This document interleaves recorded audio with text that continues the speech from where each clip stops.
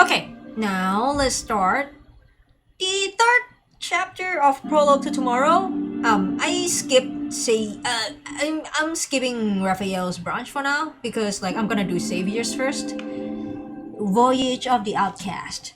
All right, let's go. Oh. Wait, what is it? Xavier, my sweet sleepy husband. All right, hero. I know. After some investigation, combined with a vague hunch, I've identified a highly suspicious wanderer. Andrew is tracking it, but it's been several days since I got a response. This allows me to test the new gear Simon modified for me before the next mission. Why do I not get these gears during Senior Hunter Contest or Orbit? Excuse me? Huh? The only problem is that my partner, who promised to join me for this trial, is late as usual. Xavier, I know that you're a grandpa, but don't let the youngsters wait, bruh. 10 rings! The training session is over now! That's Simon for you. She can turn even a simplest sidearm into something extraordinary. Why do I not have that? Why do I not have that? In Senior Hunter Contest and Orbit. I'm asking you, I implore you, please give me something good for once. What is wrong with you? Come on. I switch on the safety and put away my gun. My gaze drifts to the empty lane beside me. Looks like Xavier, king of tardiness, didn't get a chance to try out the new gear first. Well, doesn't need it. I feel like this guy's OP enough without extra gears. But at least I have the luck of a partner who's always thinking about me. Wrong. I always think of Caleb. But he's still dead right now, so... Okay.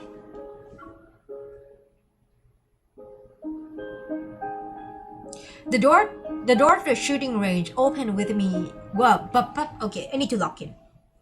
The door to the shooting range opened without me noticing. Xavier leans against the doorframe and smiles. I got caught up following a new lead. I didn't have time to tell you. It's okay, bro. Just can you give me a heads up next time? Is it about the case you've been digging into? You've been really mysterious about it. Time you filled me in. He raises the cup in his hand as he speaks. What cup? Are you drinking without me? Bro, did you bring extra one? Let's talk over a cup of coffee first. I'll tell you everything then. Unfortunately, I don't drink coffee, bro. My little weak heart cannot handle the caffeine. Can I get tea or cocoa? I follow Xavier into the training room's lounge area. I grab the cup of coffee he offers me. I cautiously take a small sip. It's a little hot and sort of weak, but it's still decent. Don't you have a heart disease? You shouldn't be drinking super strong caffeine that he drinks anyway. You made this? The coffee machine did all the work. I just put in the beans and provided the cup. Fair. It sounds like you didn't do much, but the coffee isn't bad. Hearing this, Xavier chuckles. So your investigation is coffee related? Certain people were smuggling painted protocore fragments in the coffee beans. I had to attend as a judge at the coffee contest.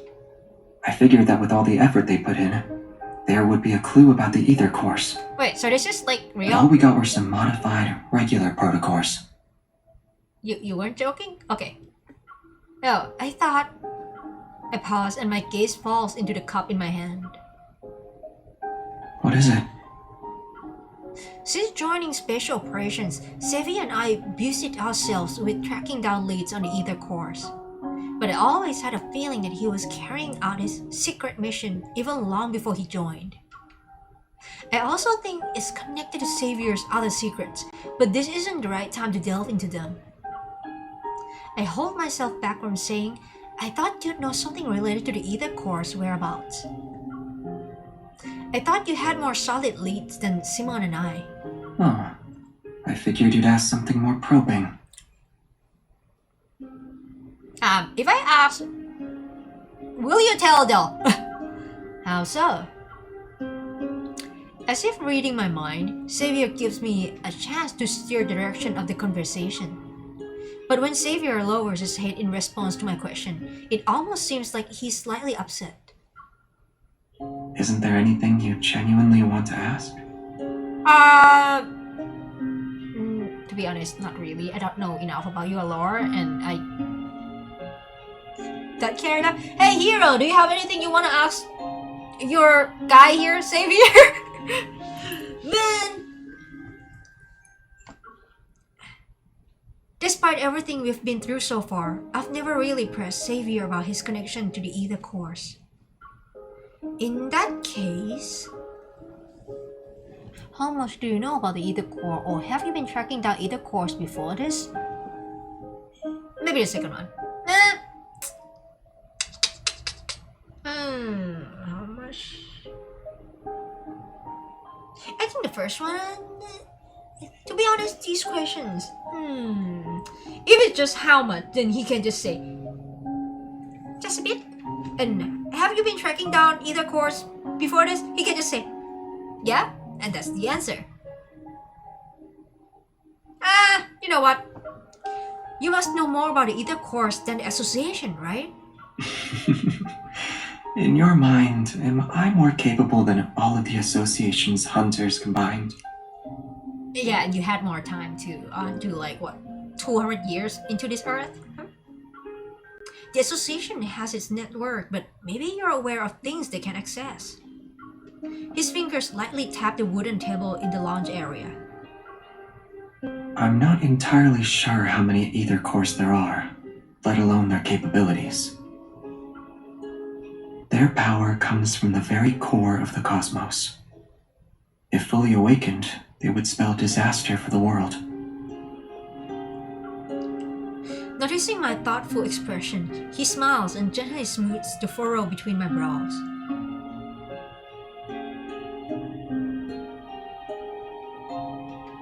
I know, you aren't satisfied with my answer. Yeah.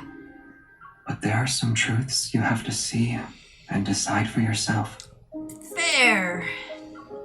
Xavier's hunter's watch as well as mine beep at the same time as he finishes speaking.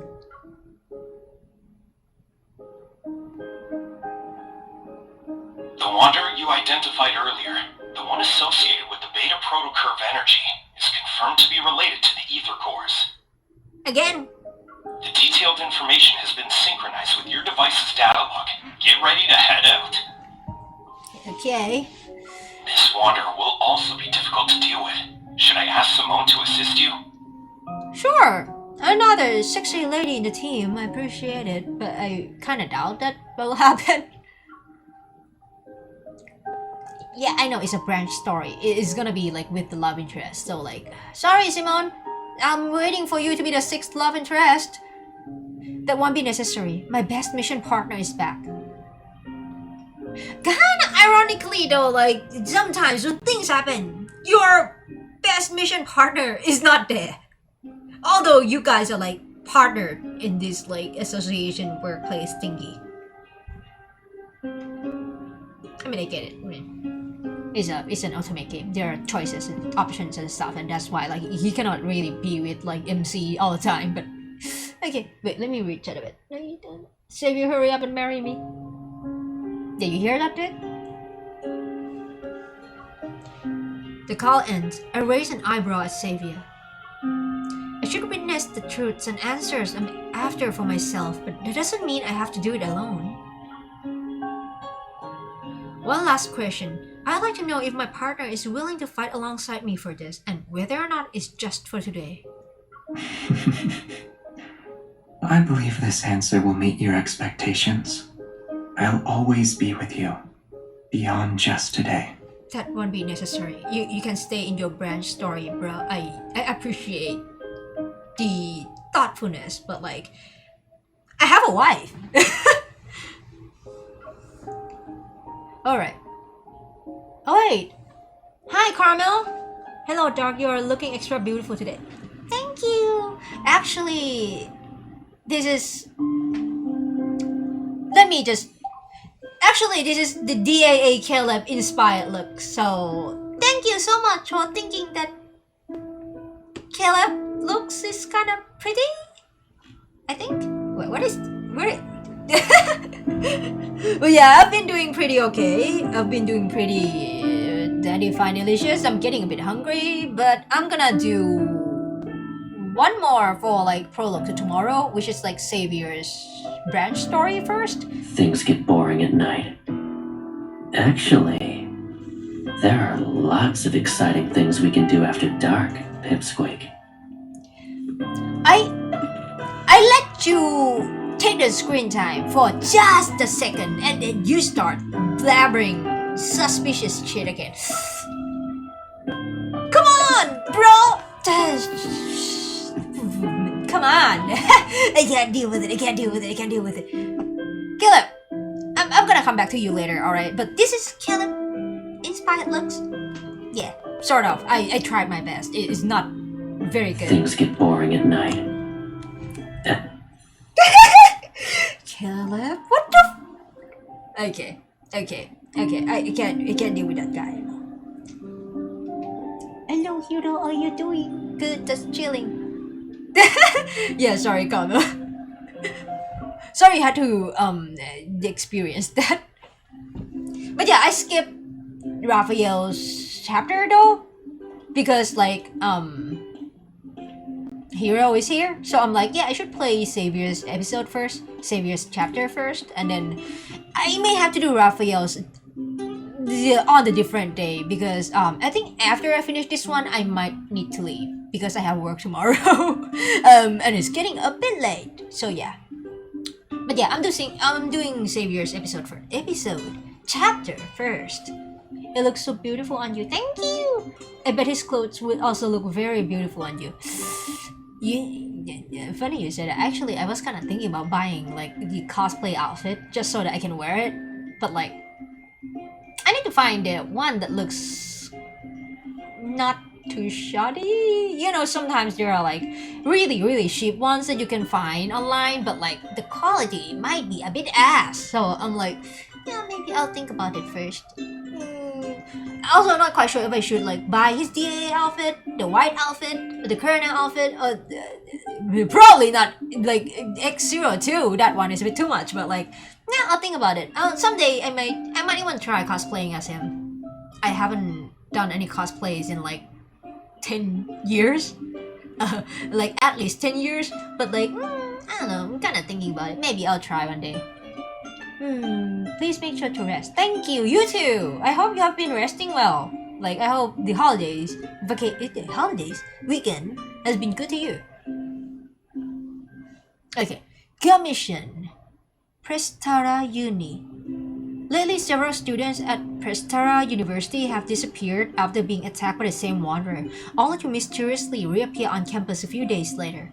Although these students return unscathed, they have no memory of what happened while they were missing. Find out the reasons behind this disappearance to eliminate the wanderer on campus.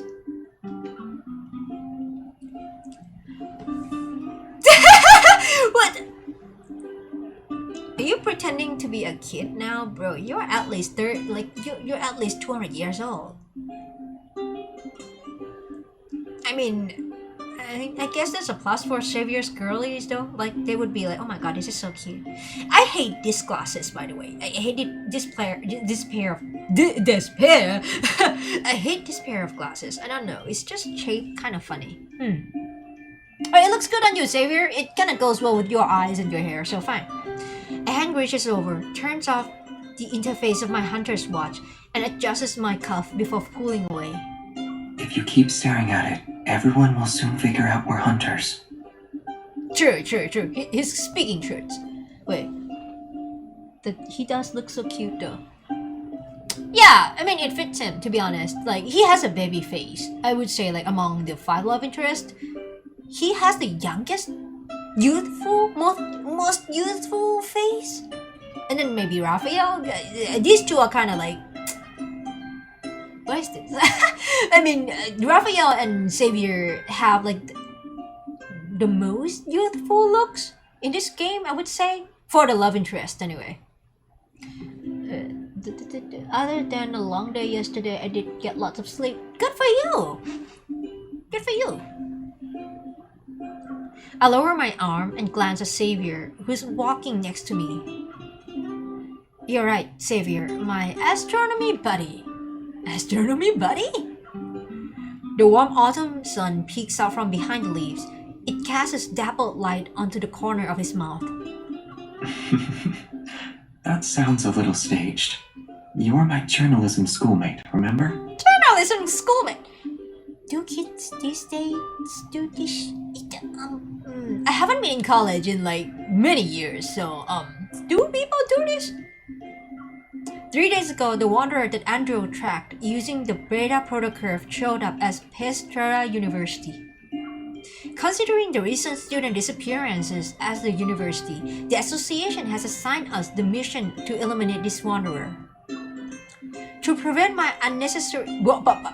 Okay, I shouldn't read from there. I should read from this screen. To prevent any unnecessarily... I still failed. To prevent any unnecessary panic, Xavier and I are pretending to be students. I mean, it makes sense for MC. MC just freshly graduated like a few months ago, no? Top of our class! With the university's help, we'll be conducting interviews with the attacked students under the guise of a campus TV station. You're walking too fast. Yeah, this is a bit of like an in real life kind of comment that I got a lot, so stop breaking the fourth wall. My wrist is gently pulled, bringing me back to the moment. I realize I've been rushing. This is the pace I'm used to when I'm on a mission. I look around and purposefully slow down. But we finally found a water that's connected to the ether course.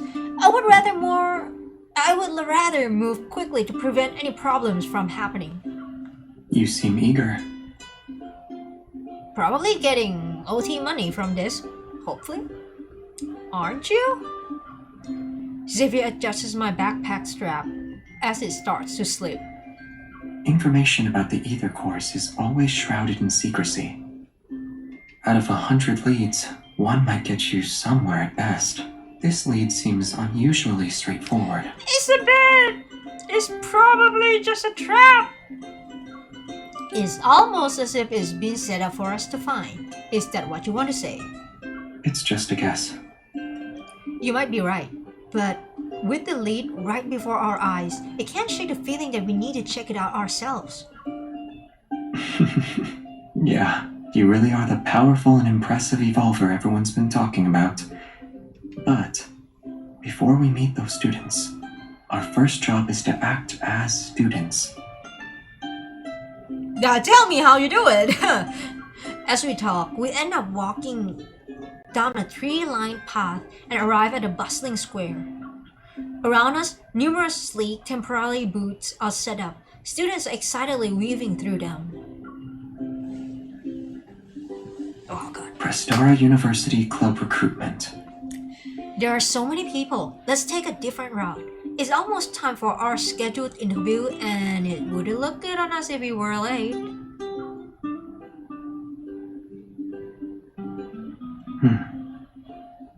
Yeah, it'll take a while. Right. But how about we use this opportunity to relive our student days for a bit? Correction, you had student day with the other MC from your myth. No, not exactly this MC. I mean, there's a reincarnation shenanigans happening, but like it's not exactly this MC. So I don't think you and her students' days are like quite the same in this lifetime. I mean, not your lifetime. You used to use the same lifetime, but like, you know. Wait, let me reach out a bit. He looks like one of my younger brothers if their hair was lighter and they had blue eyes. Did you just brother son Xavier, Carmel? Did you just brother son him? Oh my god. How are we going to do that? Xavier stares at me, then he fixes my hair and takes off his non-prescription glasses. Yeah, I know. You know, prescription glasses, they make your eyes either go bigger or smaller. Mine makes my eyes look like twice smaller, which I hate so bad. Yes, I did. Wait, who is your main? Why my memory I kinda remember that you liked Xavier? Is it Silas? Zane! Oh, you came a bit late. Actually, I just finished like Zane's chapter a bit before I started this one. But yeah. Wait, sorry that I don't remember your main. To be honest though, I have many friends that play this game and many mutuals and many people that I know play this game, and at this point my memory is a bit in jumble. I'm like, who is your main again? Sometimes like it kind of slips my mind. I just remember like some of the mains and my friends like, and some of them is just kind of like expelled off my brain. I need to ask them many times. I'm like, I'm sorry. Who is your main again? I can't remember. Zane and Silas. I see. I mean, I was kind of right for one of them. In my brain I was like, you like Xavier? Okay. It's okay. Thank you. He puts them on my face. Wait. What did you put again? Stares at me, fixes my hair, takes off the non-prescription glasses, put them on my face. I don't want to wear glasses. You don't understand. I wear glasses enough in my daily life, Xavier. Much better. I feel like your outfit here, although I kind of shamed those pair of glasses to like because I think it looks kind of ugly. I still feel like your outfit, this looks fit the glasses. You should wear it. Stop giving it to me. Does this make me look more like a student? It just looks nice. Hi! Are you a freshman this year?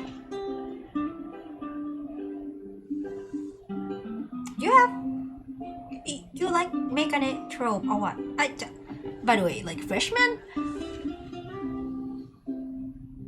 Yeah, I think he can pass as a freshman. Dude looks really young. You seem perfect for the lead role in our film club's latest project. Are you interested? Not really. I mean, we're working. While the club member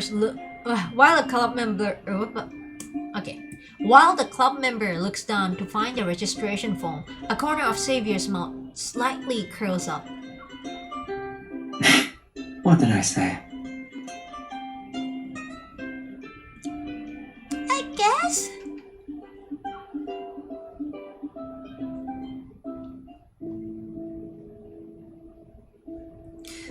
For 23. Is it the release date of like the branch story or what? No, it's not. Wait, is it? No, I don't think so. What is the significance of these numbers? I feel like info always just hide numbers and just hint us about something. I feel like Xavier was throwing his teammate under the bus, but this trick surprisingly works. By the time we arrive at our scheduled interview spot, I'm completely in student mode. Hello, I'm the student council's vice president. So, I was told you guys were hunters. I kind of feel sorry for him. This dude looks like he's about to burst into tears. The tall, lanky boy gives a slightly uneasy smile, his head sinking lower as he speaks. The students who disappeared earlier are waiting in the classroom. They only know it's for a campus TV interview.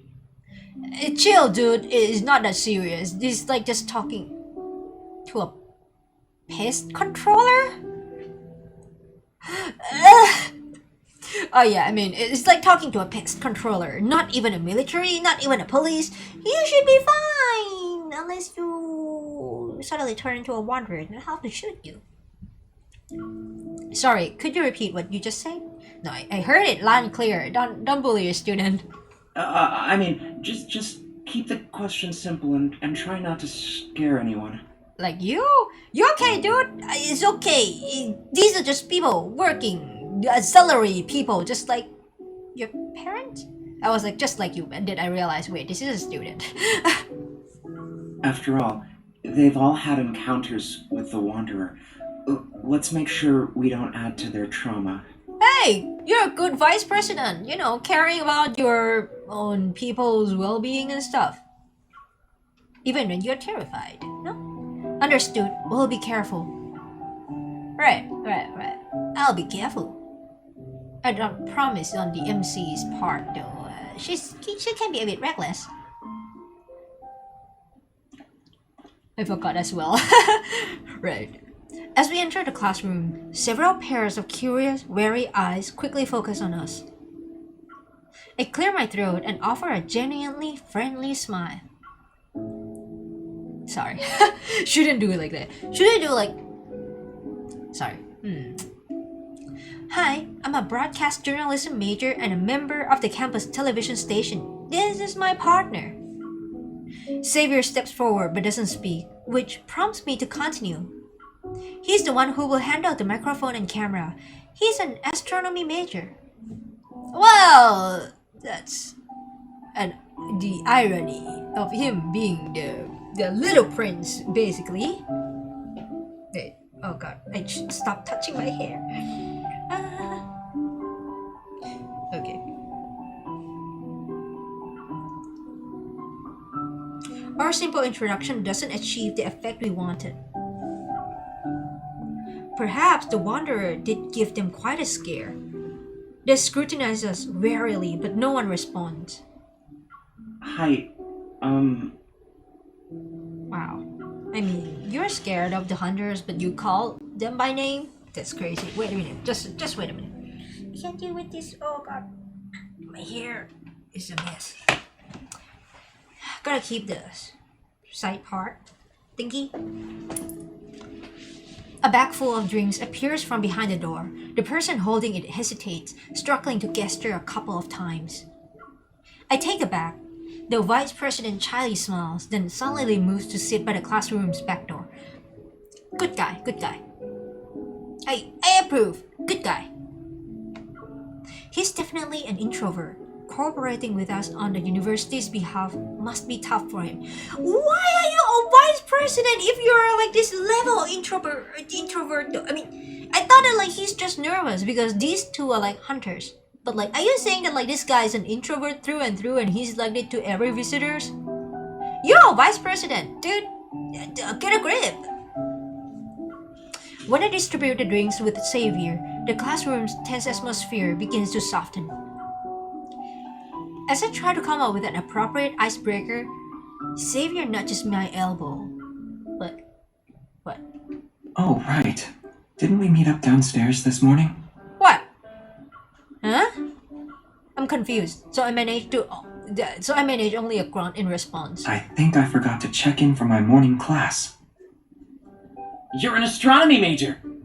Aren't you taking Dr. Ulysses' course? Ulysses! What kind of name is this? What kind of fancy-ass name is this? Are you out of like Greek mythology or what? It takes me a moment to realize that Xavier's somber tone doesn't match his hopeful eyes. As I move the chair, I lean in close to Xavier's ear. Did you do your research ahead of time? I just threw out a question and didn't expect it to go anywhere. Yeah, that sounds like a bait question. Straightening his posture, Xavier smiles and looks at the student who responds to his question earlier. Yeah, his classes are really tough. The student relaxes as the conversation begins to flow more naturally. I knew it. When it comes to the strictest professor at Prestara University, no one can beat Dr. Ulysses. Is this guy gonna be important later? Dr. Ulysses? But it's not that bad. While he's strict in class, he's pretty chill on the basketball court when classes are over. Okay. Actually, I missed one of Dr. Ulysses' meetings because of that Wanderer incident. Thanks for reminding me. I need to catch up with him later. Yeah, man, oh god. War flashback to like college years, where no matter what happened, you still need to catch up with your lessons because tuition fees are no joke. Fuck. You're welcome.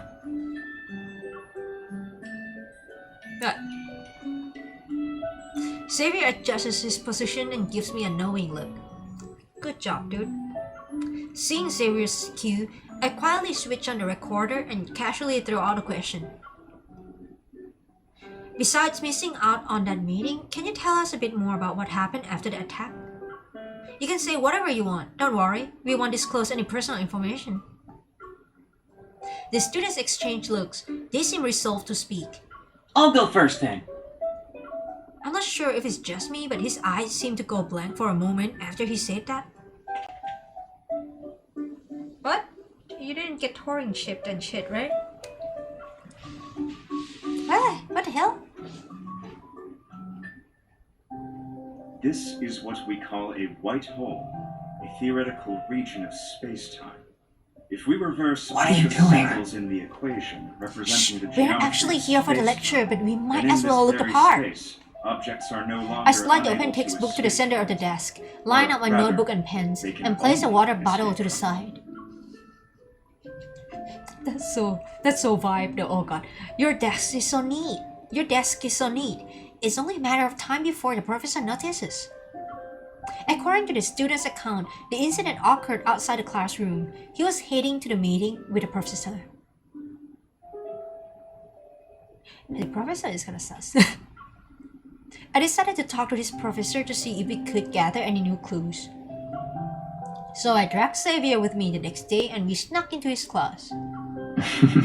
Yeah, it's a perfect disguise. How big is this classroom? Because like if it's like a smaller major, a smaller section, the instructor would know at one glance that like these two aren't his students. As you remember, like back when I was in college, there's this one class where it's one of the basic classes, like the one where it's like shared among other major students. And there's this one time that like there's gonna be like a little show after that. So I put on makeup, I put on a wig, and I went to class because to be honest though, like I cannot put on makeup after that, it would be too late. So I put on makeup and I went to class, and then the teacher came in and was like, you're not from this class. I mean, she couldn't remember my face because I put on makeup, but like she was like, no, you're not on my class, like you're not from my class, can you return to your class, like this class is about to start. Like she can just tell from the first glance that like something is wrong, like she knows her students. So I mean, yeah, okay. I mean, to be honest, she couldn't remember me because I usually go barefaced. So, The way you quickly claimed a seat in the back was nice and clean, too. Are you about to sleep or what? Like, I feel like you're about to go to sleep. That's part of being a student too, but like, if the professor sees you, he would probably be like, yeah, this guy.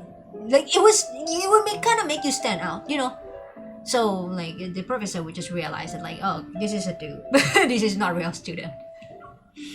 The back row is the VVIP. Oh, that's 3 V's. The back row is the VVVIP section. It has a great view and ambience, perfect for relaxing, entertainment, and even, to be honest, I don't like the back row because I wear glasses. Most of the time I cannot see shit. And also, if somebody tall is sitting in front of me, it would be over for me. I can't see shit. So I usually go for like the toppity front row. Spotting 2 students in the back row secretly holding hands under their desk, I casually change the subject. Oh man. It was so good to be a teen, huh? Where did you prefer to sit when you were in school? I didn't have a particular preference, but I usually sat in the back too. The sunlight was nice, and the breeze was refreshing. How comfortable were the desk and chairs? They were okay. Listen, lecture desk back in university days, those desks and chairs are ass. Oh, those are bad. Those are like super uncomfortable. I hate them so badly. Like, I don't regret graduating because I don't have to sit on those anymore. That shit is bad.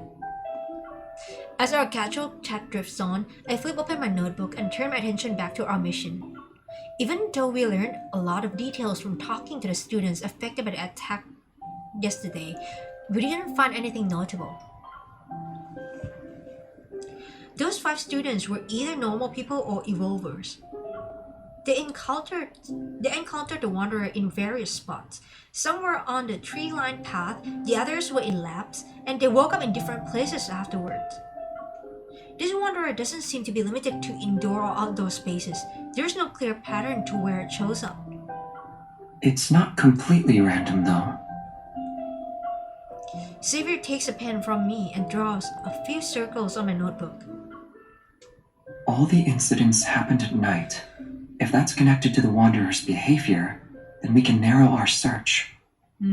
Also, all these students just started college this year. Freshmen? Does it mean something? Maybe this Wanderer thinks freshmen are easy targets. Do Wanderers have like that kind of intricate thoughts? Doesn't mean like what? Like that doesn't mean that you guys being here clearly not a freshman. I mean, how do Wanderers know that like these are freshmen? You get my point, right? Like, so these 2 being here kind of won't really be able to bait the Wanderer out though, because these 2 aren't freshmen. Or like, is it just like, I don't know, I'm kind of just like, because they mentioned the professor and they were like, oh, Professor Ulysses, and I was like, that name sounds way too important to be just a random NPC mentioned in passing. That person probably has something to do with the freshmen getting captured by Wanderers, right? And like, it would make more sense that like Wanderers wouldn't know which one is like freshmen, but the professor would. Probably. Then it must have access to the university's enrollment system. I flip through the notebook pages again and again, yet nothing clicks. It seems like the Wanderer is targeting the students at random, but I can't believe it's just coincidence. In this world, many coincidences are often part of a larger scheme. Fair. These students are being chosen for a reason. We just haven't figured it out yet. Some Wanderers do target certain individuals. For example... You! Over there! He has the same vibe as Carter. This guy! This guy! Probably the bad guy for this arc. Dr. Ulysses. Also, your name is like way too fancy to be just a random professor, right? Also, you have a little avatar thingy, so yeah. Also, you guys were talking in class too much, yeah. No wonder. Realizing the sudden silence around me, I look up to see Dr. Ulysses on the podium. He's smiling. Yes, I'm talking to you, young lady in the back row. Not that young anymore, but... I mean, the MC is pretty young, so fine. Come up here and show everyone what a Morris Thorn wormhole is. What the fuck is Morris... What? What is it? No way, hey! Uh-oh, I'm sorry.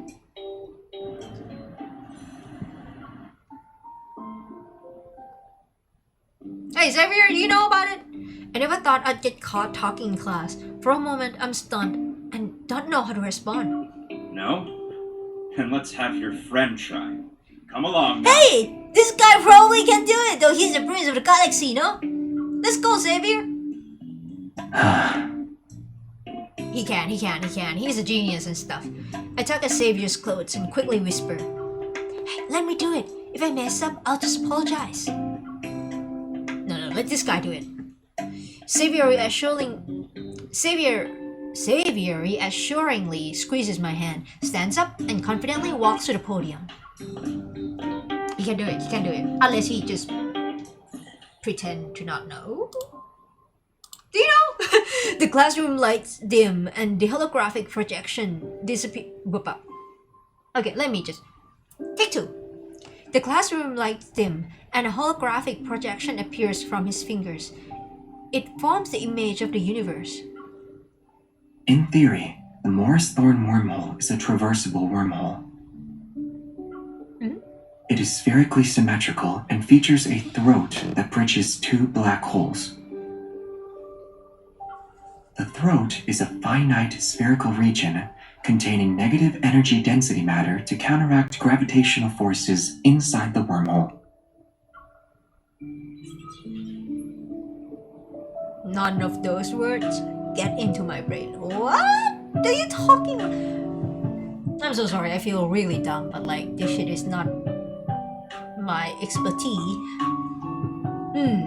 Alright. As Xavier speaks in a measured tone, the stars shift under his touch to gradually form a wormhole model. The lights form distant planets flicker before us, and his silhouette seemingly stretches across light years. For a moment, I wonder, was Xavier like this back in college? Correct. The negative energy's repulsive gravitational properties keep the wormhole's throat open, allowing matter or signals to pass through. Time travel becomes possible with this model. For example, the deep space tunnel above us might very well be a giant wormhole. The mysterious deep space signals could then make their way to our distant Earth. Perhaps certain materials, or even other forms of life, can find us through these cosmic channels. What are you thinking about? Thinking about how most of the things that they said, I'm like, what is going on? I kinda get it, but if someone asks me to explain... Oh! I snap back to reality. Xavier has crossed the starry expanse and now stands before me. He's within arm's reach once more.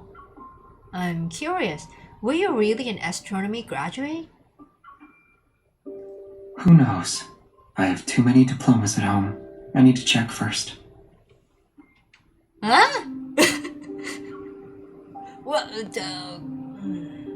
I mean, he lived for a long time, so I guess he has a lot of time in his hand to get a lot of diplomas. To be honest, in my 29 years of life, I graduated from college once, and that's enough for me. I'm not going back. I'm not going back. My brain cells cannot take this anymore, alright?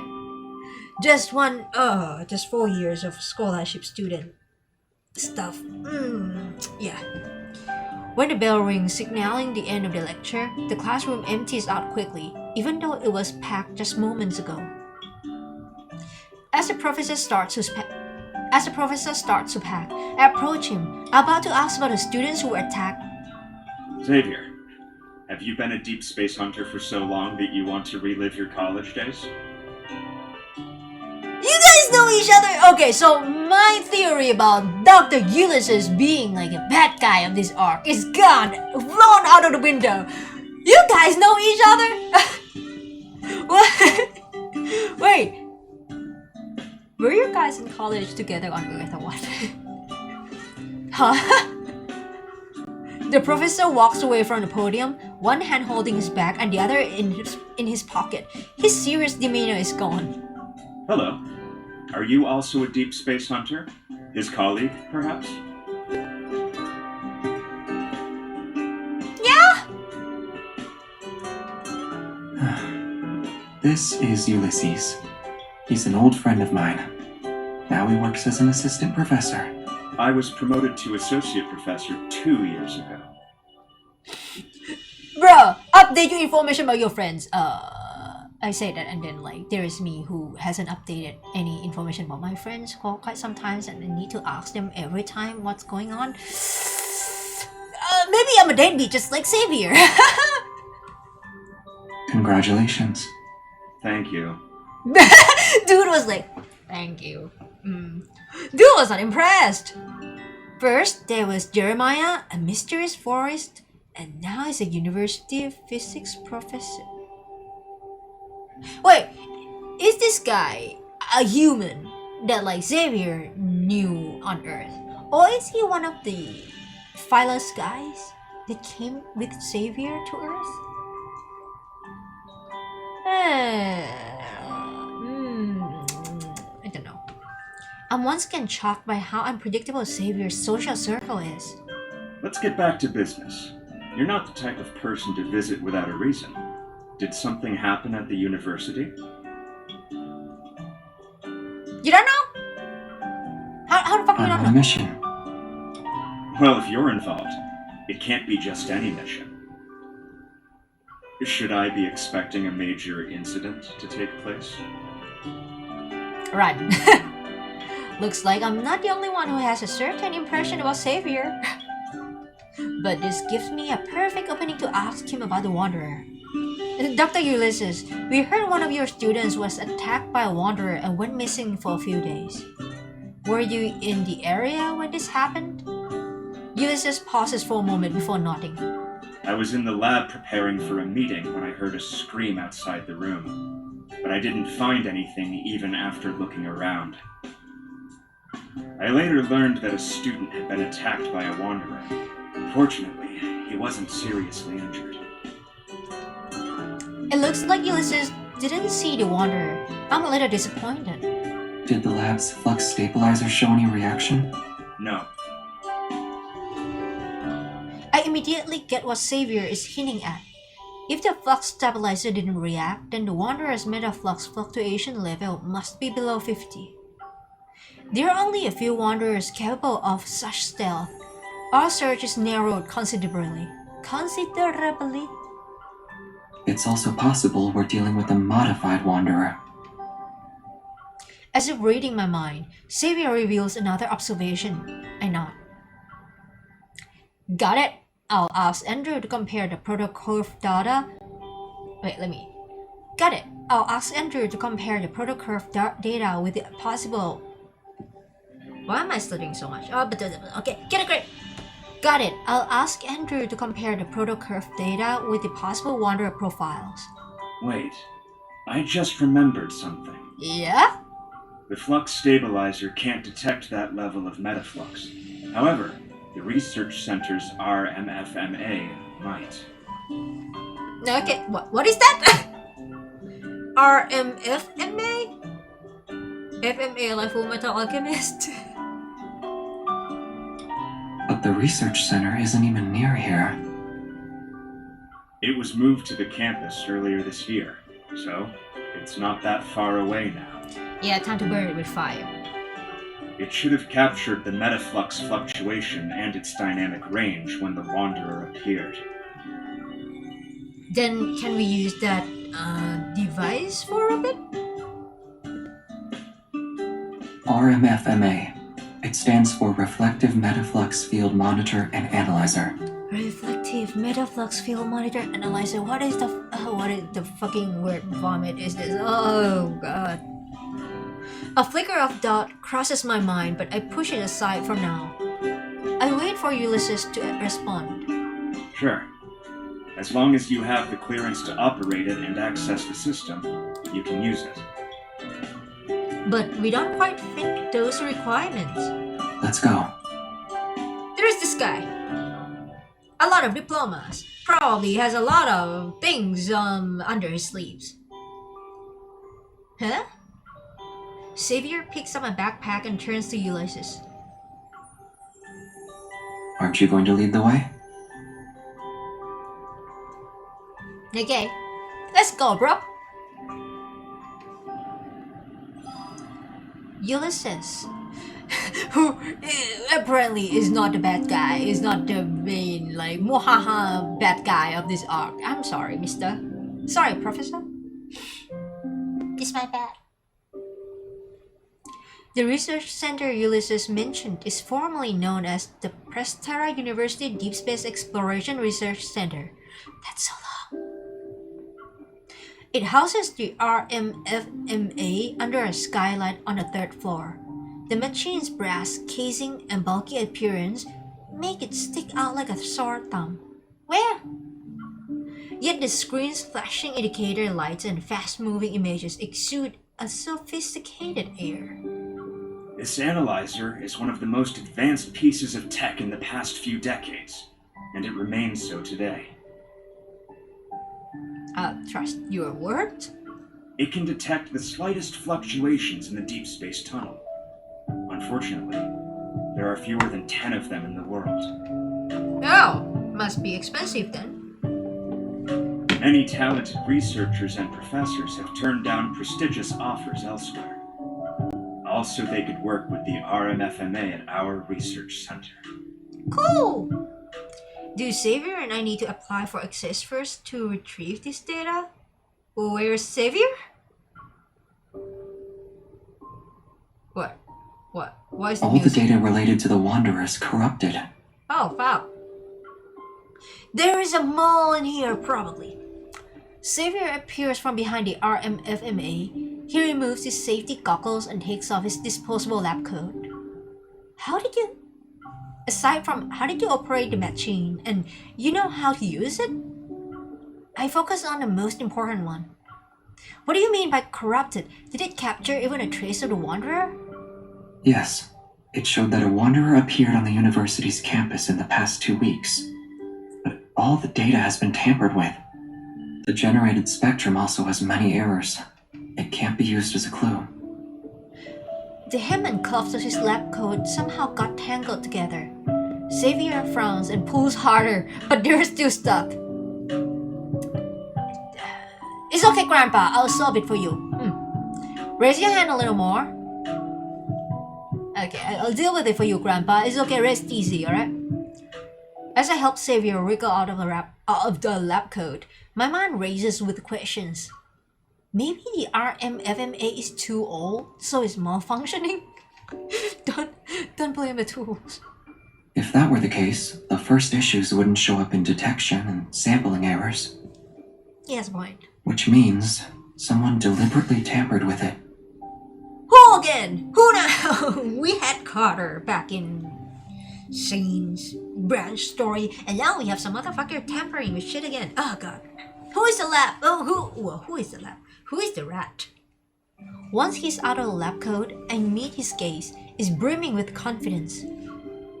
It's a rare high-end device, yet Xavier seems to know it inside and out and can't even log into the system to use it.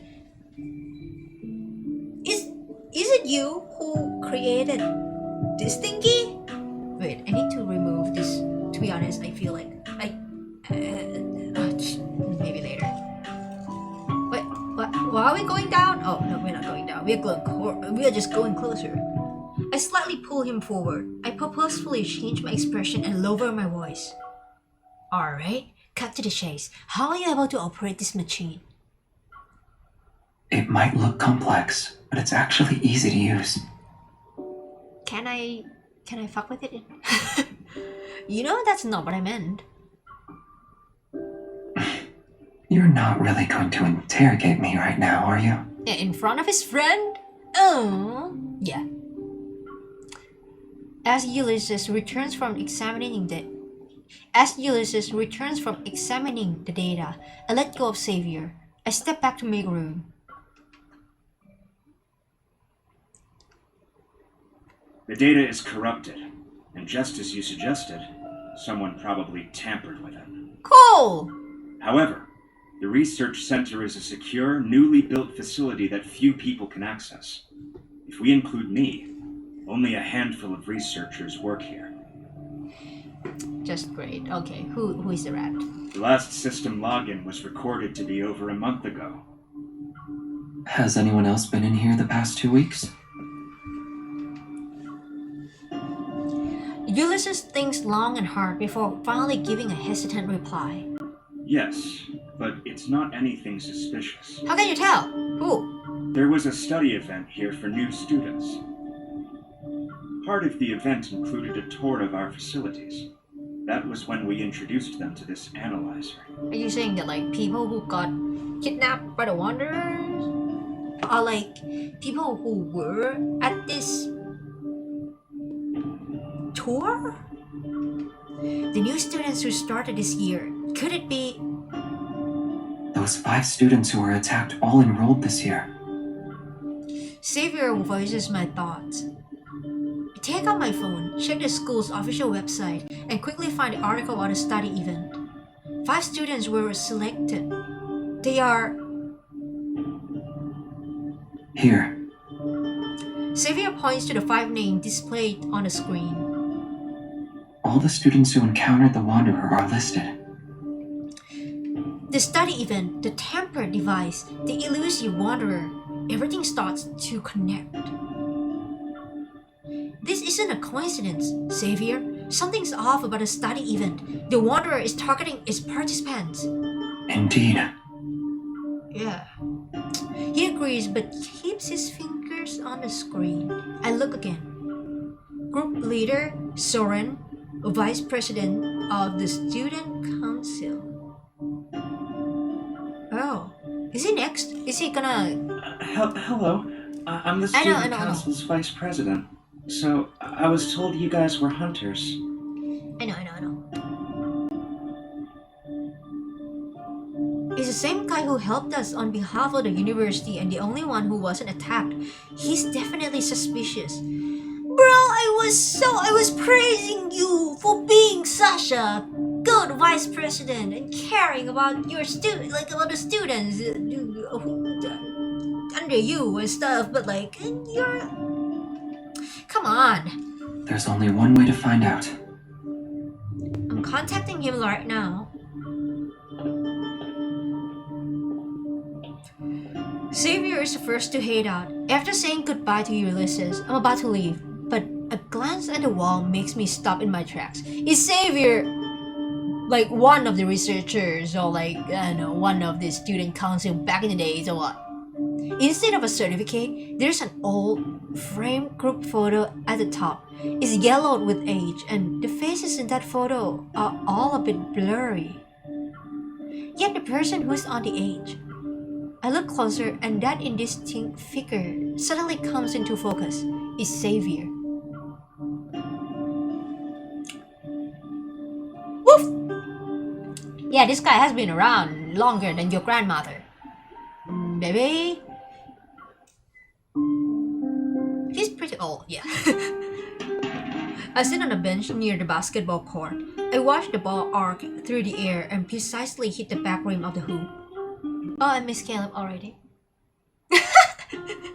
It bounces back into Xavier's hand. It's hard to fully appreciate this rare sunset, something I haven't seen much since graduation. It won't be long until we meet Soren. I unconsciously lower my head to look at my phone. It still has my chat with him. We're still a little unclear about the students. Could you go over some details with us in person? How about we meet up in 20 minutes at the lecture hall in the male teaching building? Sorry, I'm at the student union. There's a student council meeting right now. It won't end until at least 7 p.m. Are you saying the truth? It's okay, we'll wait for you downstairs at the student union. Are you saying the truth or are you lying out of your ass right now? You've been quiet for a while. Huh? Really? Xavier stops moving and stands by the 3-point line. He gazes at me. We know he's in a meeting inside this building. Unless his evil lets him create wings so he can fly away, we'll definitely see him. That's Caleb's job. But what about transportation evil and shit? He can just teleport, maybe? I look at the open door in front of the student union. Then I look at Xavier's calm face. I wonder what's making the victims stay quiet about the student event.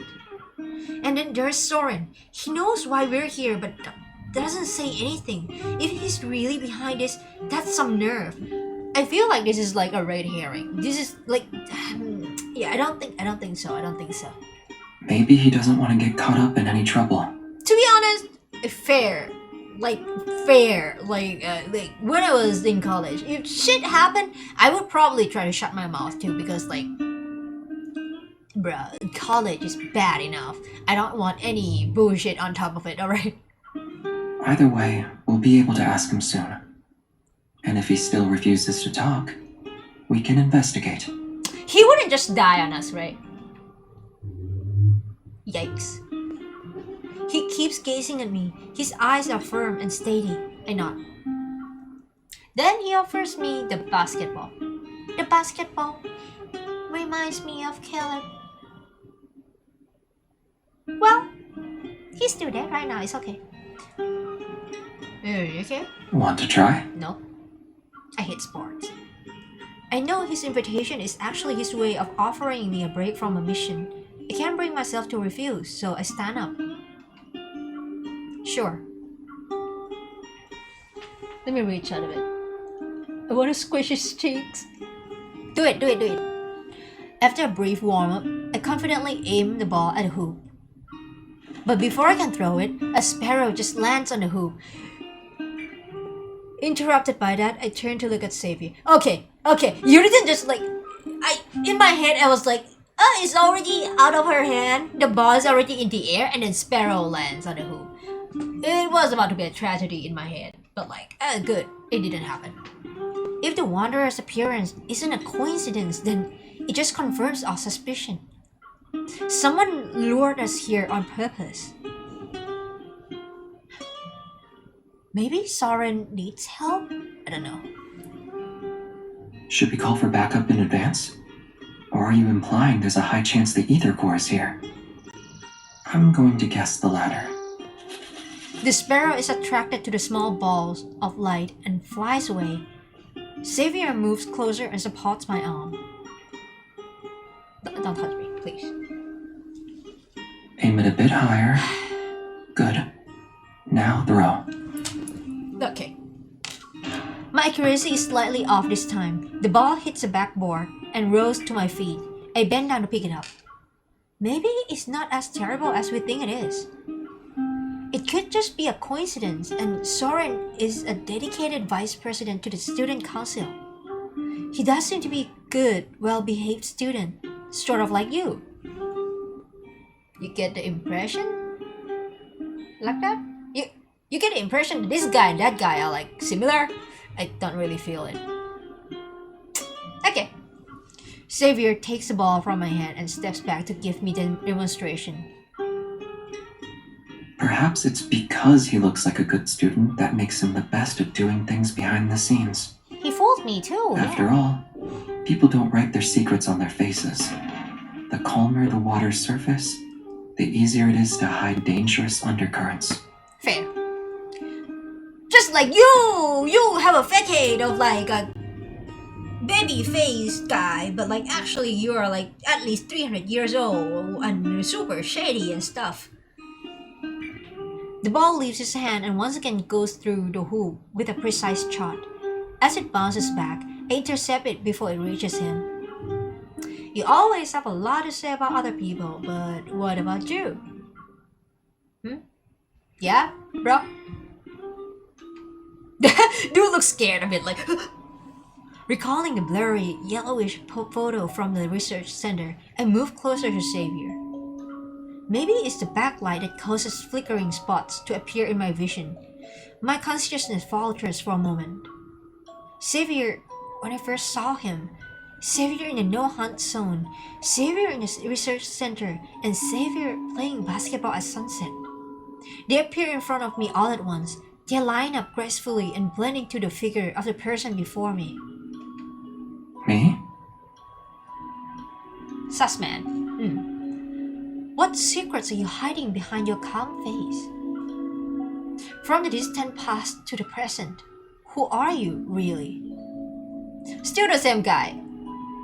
Just adding like a few hundred years to his life. Even though I'm so close to you, experienced all these life and death situations with you, I still cannot seem to fully understand you. Huh? What? Xavier's puzzled gaze lingers on my face and suppresses the question in my heart. The only thing I eventually say is, I was going to ask if you're truly a good student, or do you have some secrets? After thinking for a moment, he speaks in a calm tone. I'd say I'm a good student. I paid attention in class and always kept my eyes on the front of the classroom. That's how I kept ending up making eye contact with a classmate who frequently turned around during class. That's MC. From her past life, right? From his myth. I mean, okay, let me clarify first. I never read his myth. I heard about it from my friends, so I kind of know about it, but like not in super detailed, like in a not super detailed manner. I kind of know the general idea of like his teammates, and well, I kind of think that like he's talking about MC here, like the past MC. So yeah. He looks at me with a knowing gaze. I look back into his eyes and feel as if everything sounds familiar. Maybe your classmate just wanted to check the clock at the back of the classroom. See how much time was left before class was over. Couldn't relate, like most of the time the clock is like at the front of a classroom, just right above the blackboard. Oh. You're asking if I have a hidden side to me like Soren? Definitely. You know, I know the guy called Lumiere. Tuxedo Mask, you know. He responds with a question.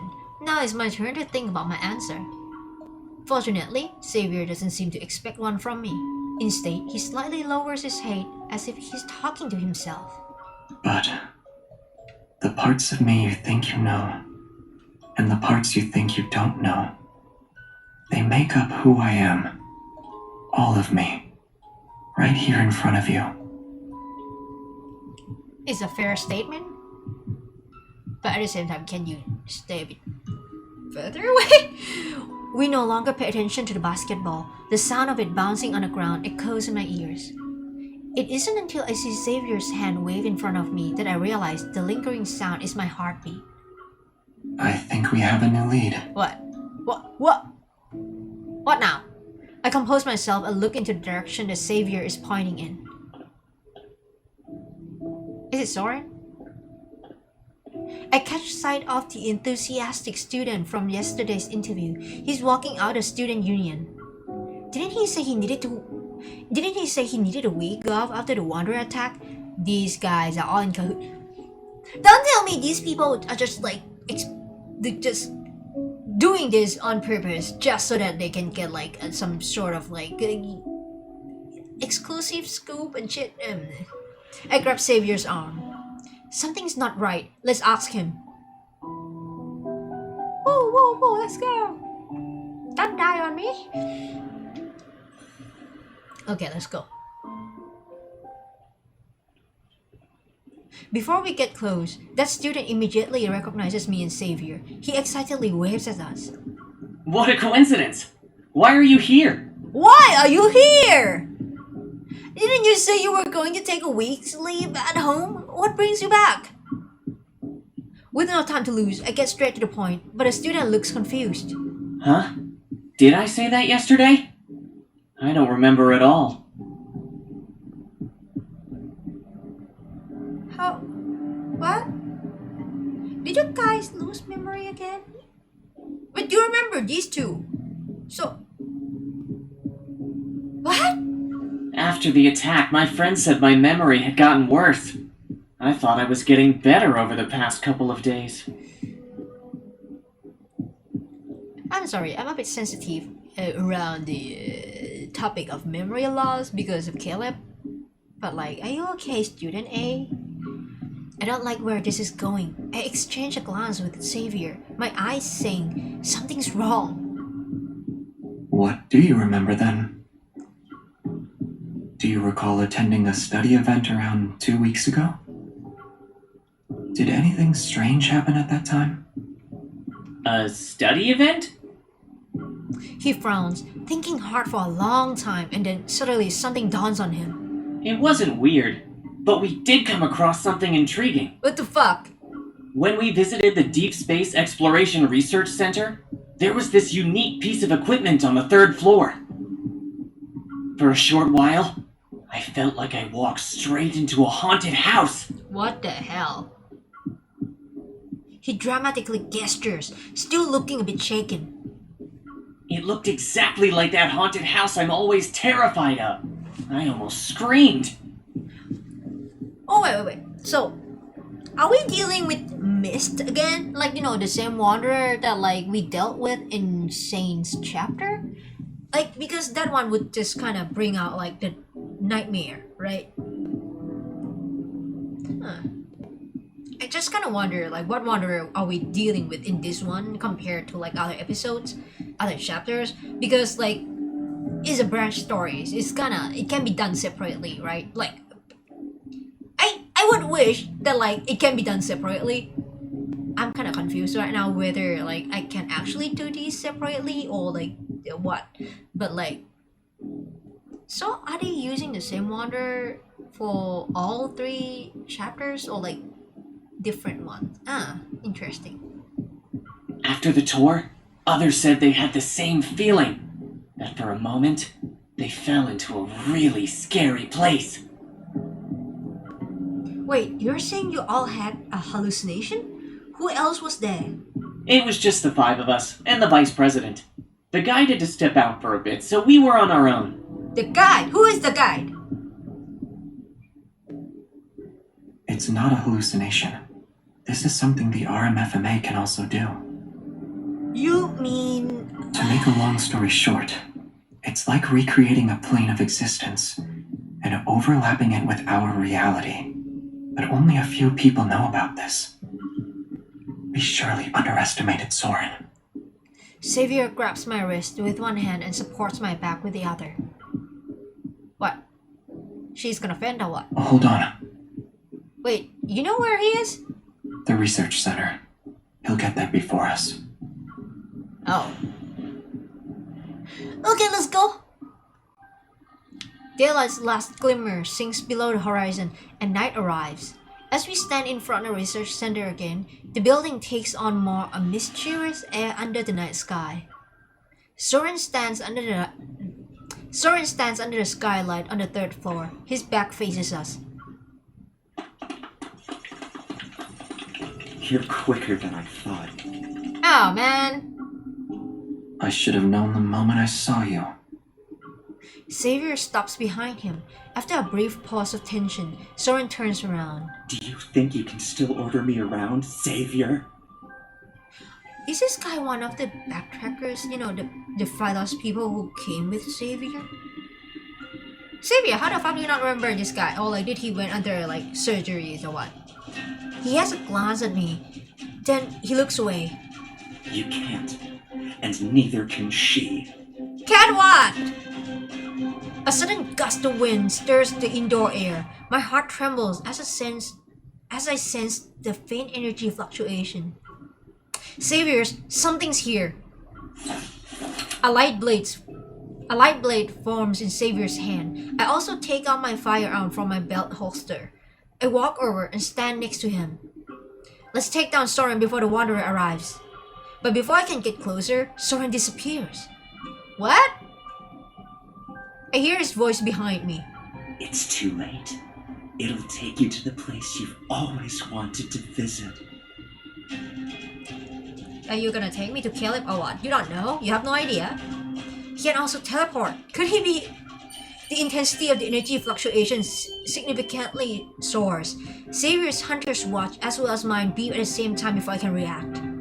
In a shadowy corner where the moonbeam doesn't reach, a colossal beast has stirred to life. This energy is fierce. A wanderer with an ether core. Again? It can't stay here. We need to lure it out. The light blade cleaves through the heavy darkness. Its shock waves ripple to the end of the corridor. The wanderer pauses his assault before creating an even fiercer wall of wind. It charges toward us once again. You took the bait. A huge shadow looms over us. I turn around and aim my gun. The expected protofield doesn't materialize. Instead, I feel a sudden coolness on my face as if I'm being pushed through a barrier. Out of the corner of my eye, the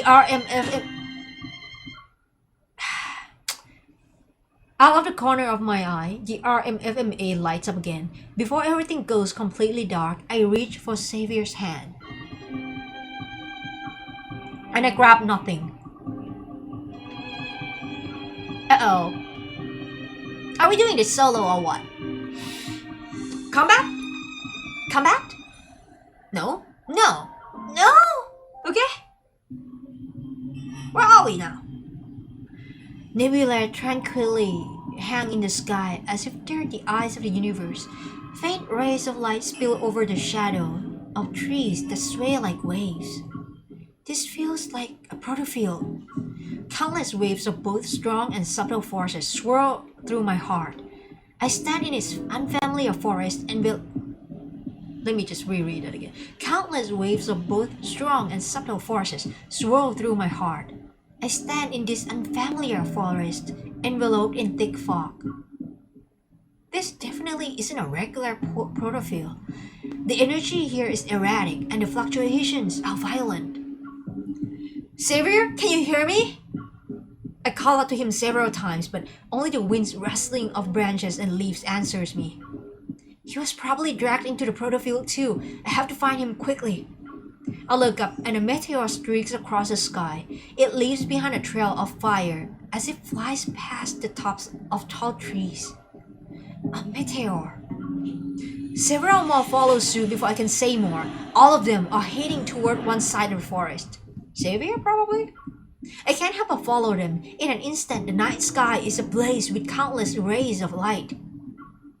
Meteors pour down like rain. They disperse the fog and darkness which plague the forest as they fall in the same direction. Are they guiding me? I walk faster, gradually quickening my pace until I break into a sprint.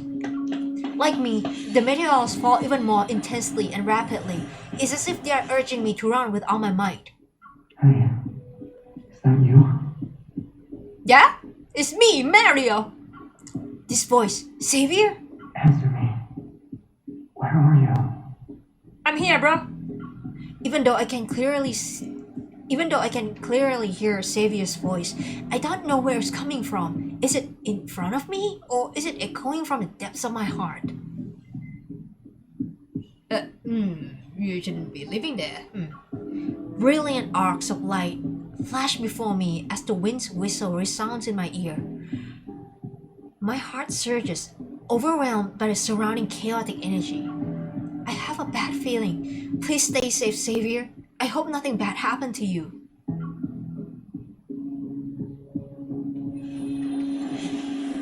You would live, but like, As I traverse the dense forest, a mirror-like lake suddenly comes into view. Meteors streak down, falling into the expanse where the lake meets the sky. The energy fluctuation gets even stronger now. It pulls at my heart to the point where I struggle to breathe. Overwhelmed, I need to get a grip. Overwhelmed, I stumble and sink to my knees. I'm not interested in playing hide and seek. But I do? Come out. Xavier? I frantically look around and spot Xavier near the lake's shore. Another figure quickly appears in front of him. We're old friends at the end of the day, right? But you decided to greet me with a sword. That's cruel. What is with the Backtrackers, who are like at least 200 years old, pretending to be students? It just dawned on me, like, is it a kink or what? You guys have like student roleplay kinks? Jesus Christ! Soren, no, that's just an illusion. Soren adjusts his glasses. For the nth time, I need involved scriptwriter and the visual team to have a talk. Because the visual and like the text don't match. Glasses wear. We have never seen Soren dude wear glasses throughout this whole thing. Never. 0 times. Are you serious? Huh. Soren adjusts his glasses and his previously friendly, bashful expression vanishes. You haven't changed even after all these years. You're still afraid of Starfall Forest. What is his place again? What? As if you're any different. To you, the ends always justify the means. What are you trying to say? You have no right to criticize me! Oh, you okay? Soren's laughter, twisted with rage, contorts his features into an unsettling and unrecognizable expression. I used my life's work on you. I did everything I could to help you pass through the deep space tunnel. Oh god. And what did I get in return? I was abandoned, trampled on, and turned into an outcast in this time and space. To be fair though, okay. A disclaimer again. I don't know in details about his myth, his lore, Xavier's myth and lore. I do know bit and pieces from my friends about the Backtrackers and stuff. I would say I understand why Zoran is like this. Like, if it were me, I might be pissed too. Like, oh, Jesus Christ. Those were the rewards for your choices. His figure vanishes with these words. He reappears in front of Soren in a blink of an eye, the tip of his sword poised to kill. Countless sharp light blades rain down on Soren. Only his panicked voice can be heard within the dazzling spectacle of light. You. Killing an apparition is a waste of time. I feel like he knew. But what is the catch? I feel like you're gonna die now. Then why did you dodge? A beam of light descends, and the apparition is sliced in half. Ugh! It's not just an illusion. Somehow, it and his actual body are connected. Struggling, I rush to help Xavier, but I fall again. The energy in the surrounding area has changed. Wait, Xavier's evil is...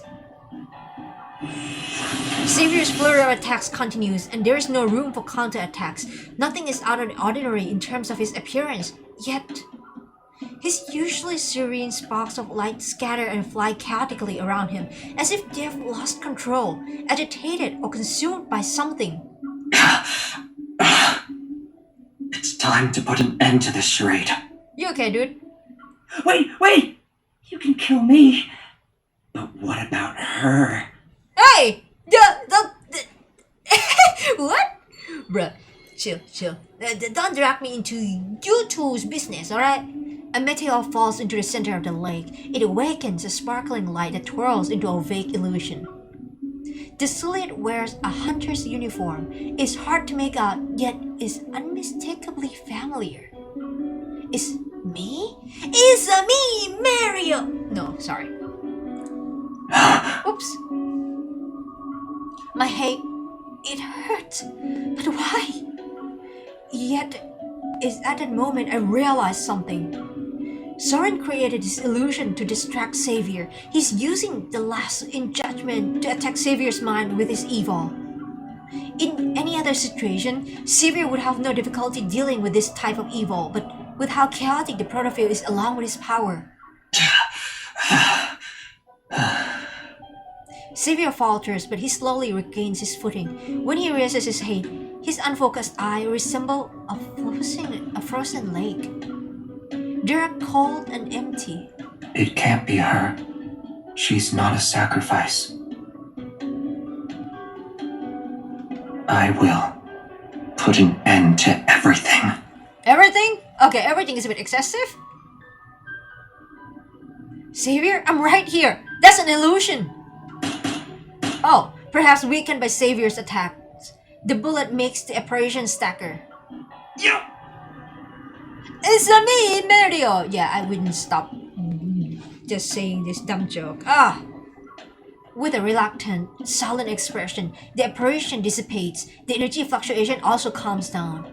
Even though the apparition on the water's surface is gone, Xavier continues to head toward the center of the lake. His expression is cold and his movements are stiff.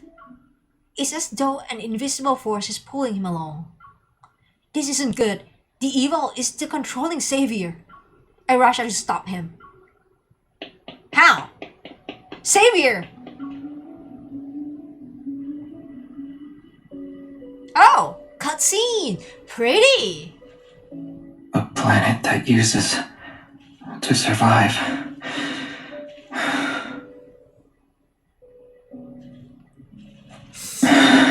Dude, you okay? Doesn't deserve to be saved. Hold up. Stop him! Okay. Come back to reality, Xavier. Don't lose yourself in illusion. I'm about to slap you awake. What is going on, huh? Look, I'm right here. Oi! Wake up! You are... Yeah, it's me, Mario. I need to stop. What's wrong? Are you hurt? Oh, you're loud. You can't stay here. Run. Otherwise, you'll... as well. Okay. What? Chill, dude, chill. I'm scared. His power is fading. Is his space trying to consume him?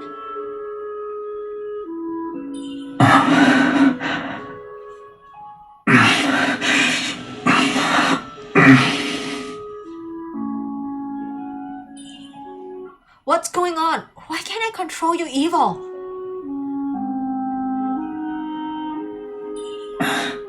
It's okay. Starfall Forest will stop once it has enough power.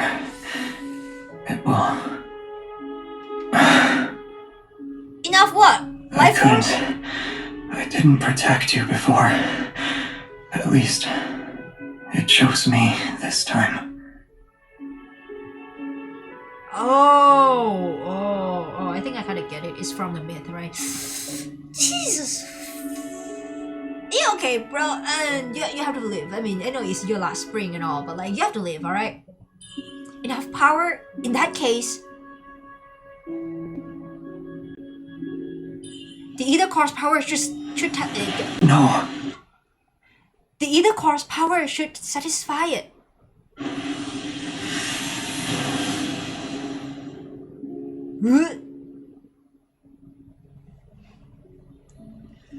Oh.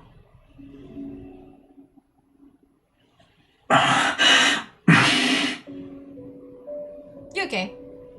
Xavier? You really are reckless. Yeah, I mean, it's part of the main character description, job description. What the hell am I talking about? Huh. Okay. Bro, I know it's your last spring, but chill. Tone it down, alright? Tone it down. Don't die now. The game still has to run for like at least a few more years, unless Info really fucks up so bad. So, you have to live. Let me reach out a bit. Get him, Xavier. Xavier, my beloved. Yeah, that dude. Oh god. Is he okay? Oh god, my lips are so dry. Just a second, alright? My lips are so dry, it's crazy.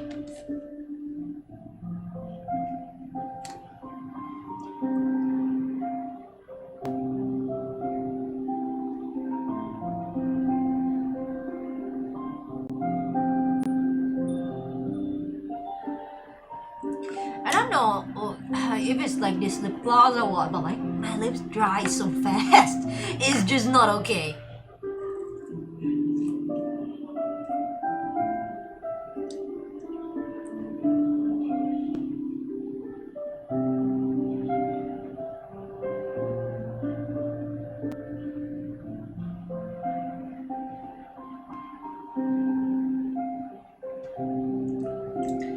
He'll be fine. I just gotta tend to him.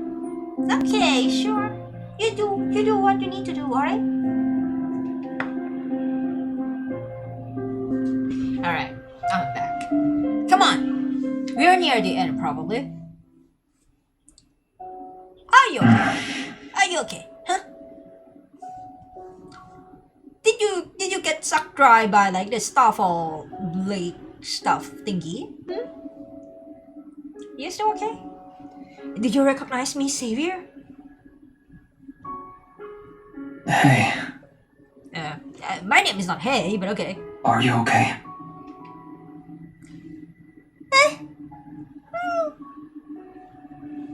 Probably.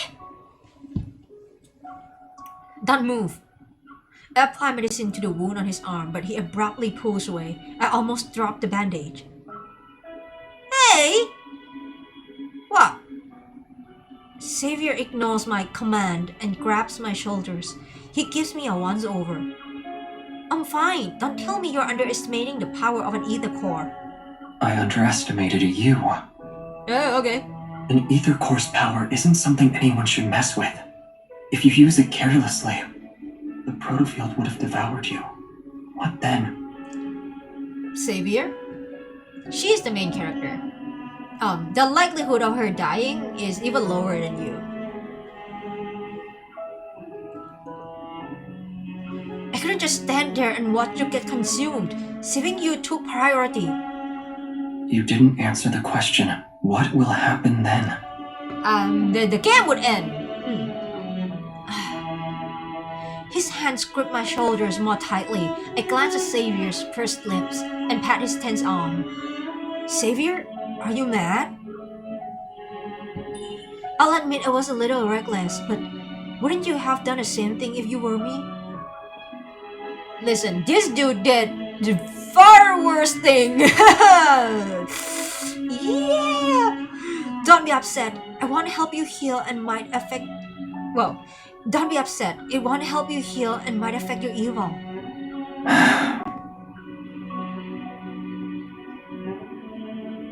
You always have so many reasons, but you never listen to me. It's a part of a main character package, you know. I will next time. Oh, she's lying, by the way. I poke his face again and again until he reveals a helpless smile. He takes the bandage beside him, quickly wraps it around his arm a couple of times, and then stands up. The energy fluctuations around us have only temporarily subsided. They could spike again at any moment. And Soren is adding fuel to the fire. Oh, I'm so sorry, Xavier. And Soren is adding fuel to the fire. We need to get out of here before he makes his next move. While you were still unconscious, I used my evil to scout the area. This protofield does more than just devour power. I can't find its boundaries at all. It's like a space where if you shout, there won't be an echo. Don't worry. After getting his bearings, Xavier leads me deeper into the forest.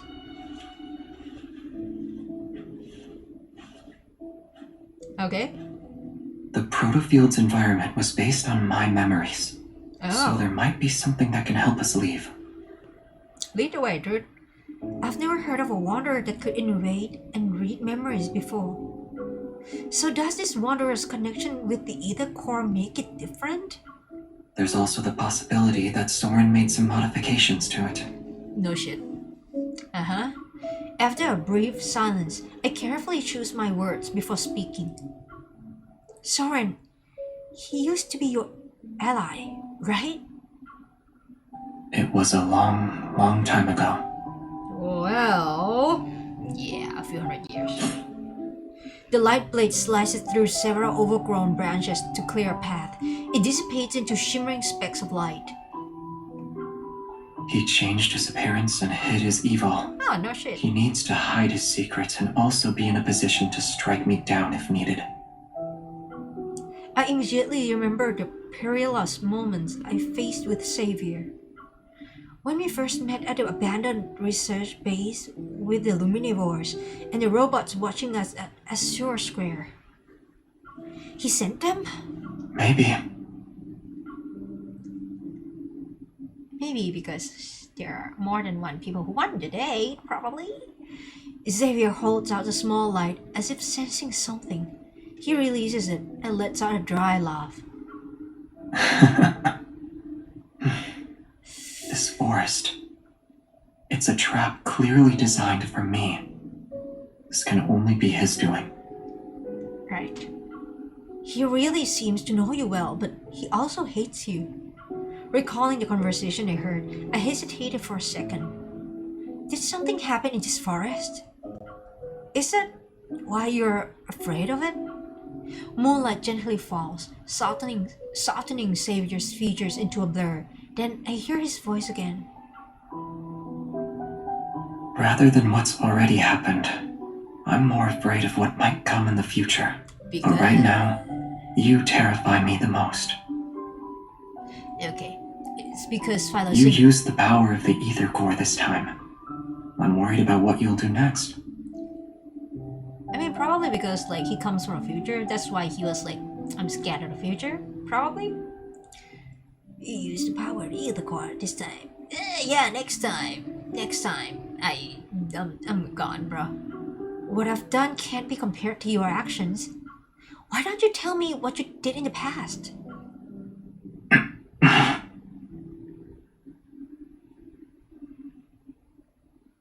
We're here.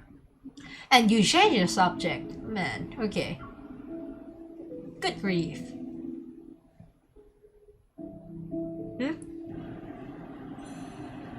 Come on.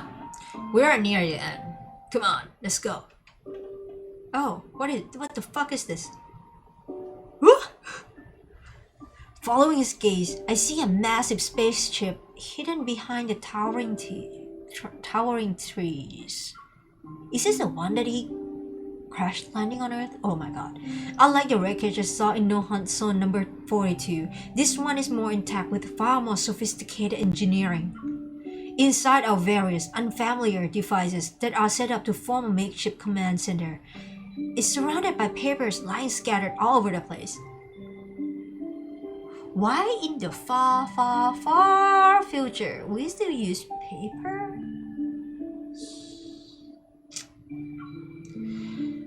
Oh, okay. You really are here. What? You're not planning to use this spaceship to take us out of this protofield, right? It can break through even the most chaotic gravitational energy flux. A protofield might not stand a chance against it. Let's just try it and see. Oh, really? He flipped several switches. One by one, faint blue lights illuminate. Traceback 2, Phyllis 1101 PLS, is now online. Huh. Phyllis.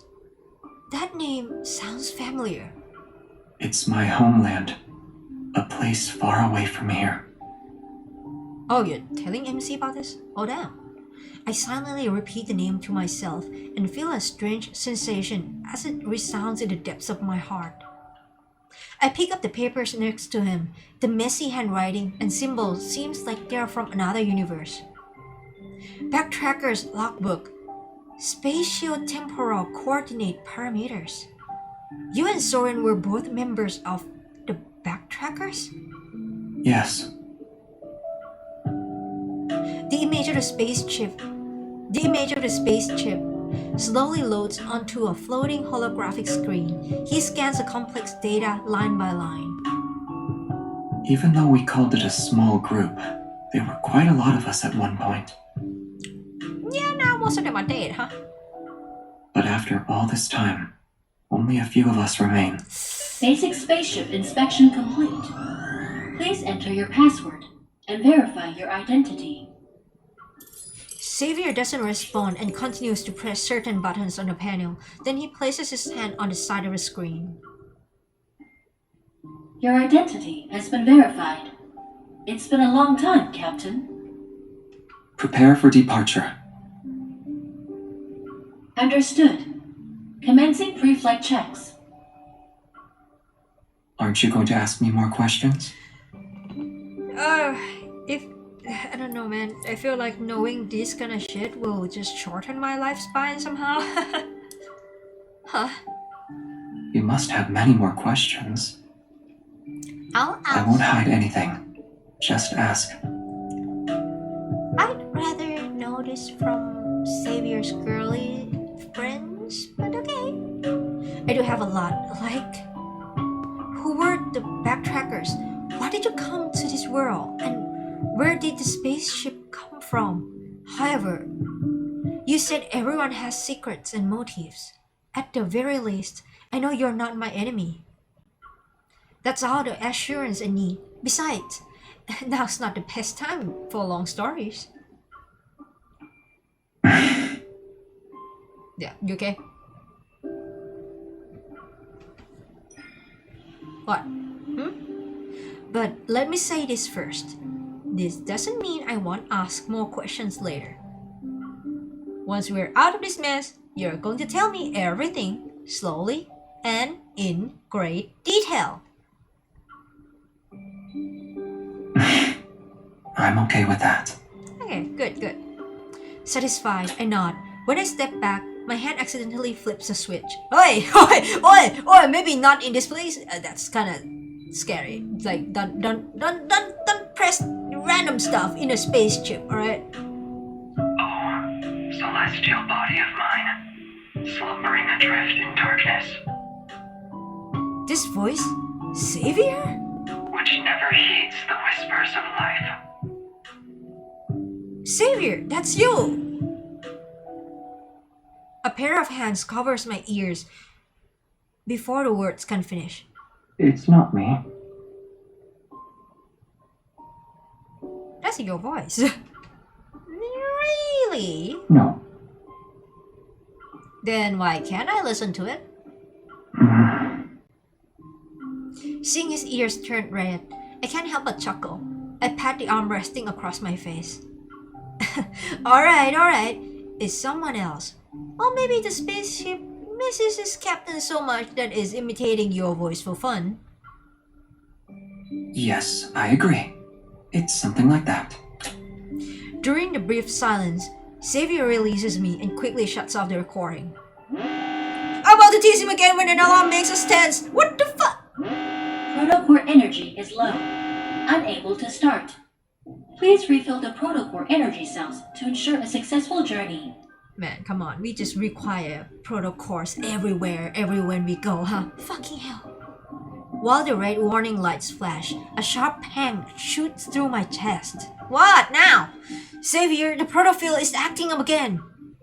Come back, fucking hell. There is no doubt that Soren is manipulating the wanderers hidden within this protofield. He's trying to trap us. He's trying to trap us again. I'm sorry, English escaped me. Prepare for launch. Okay. It's recommended to refill the protocore energy cells before takeoff. Do you still want to proceed with the launch? Yes. Let's go. Understood. Initiating countdown. Don't worry. I'm worried. Before I can object, Xavier pushes me into a seat in the cockpit. Protocore energy isn't the only thing that can fuel this spaceship. What else? Your lifespan or what? Although it can't support long voyages, escaping this protofield should be no problem. You're not gonna sacrifice your lifespan and shit, right? After pressing a few buttons on the control panel, he takes something from the cabin wall and fastens it to his wrist. He sits down in the cockpit and takes my hand. He presses it against his chest, and a sense of foreboding washes over me. I need you. Resonant! You're going to use your evil as fuel? No! I try to pull my hand away, but he tightly holds onto it. Don't even think about it. The protofield already drained your energy. You're not allowed to use your evil right now. It's very obvious that fueling this spaceship will be too much for him. It's not a big deal. Are you fucking crazy? Using evil as emergency fuel is actually one of this spaceship's unique features. In the past, evil came to our rescue during several crises. It enabled us to make safe emergency landings. Oh, are you serious, mister? Are you serious? Wait. Just let me check this a bit, alright? I feel like my space is... Oh, I think I'm in trouble. Wait a minute. Let me just delete this in hope of it working. Just give me a moment. Uno momento, Xavier. Alright. I hope it still works. Oh, yikes. I'm running out of space again. In the past, evil comes to... Oh, okay. Besides, I've got you here with me. You're aware of the changes an ether core can bring. Okay. With your current strength, you can resonate and enhance my evil, right? But... Only you have the power to help us safely leave the protofield. Okay, bro. What? Trust me. I want to, but like, oh. He cups my cheek with his other hand. With a soft voice, he makes a promise to me. Your power will keep me safe. Counting down. 10, 9, 8, 7. My heartbeat races, whether it's because of our current circumstances or the intensifying energy fluctuations, the pain in my chest grows sharper. Amid the blaring alarms, the spaceship begins its final countdown. The flickering lights spiral into chaos. Xavier looks at me, his expression as calm as it always is. He's waiting for me to respond. Alright, let all your power flow through me. I'll keep you safe. I'll keep you safe, I promise. I know.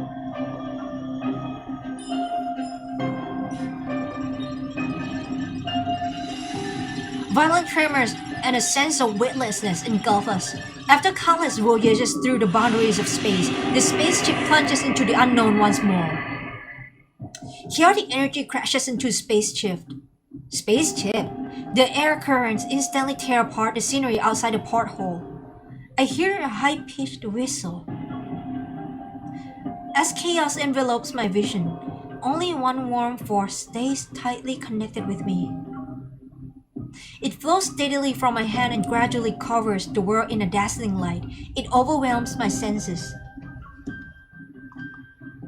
But then... weird. It feels like something is suppressing Xavier's evil, preventing a complete resonance. Keep going. You okay? Are you dying or what? Xavier tightly presses my hand against his chest.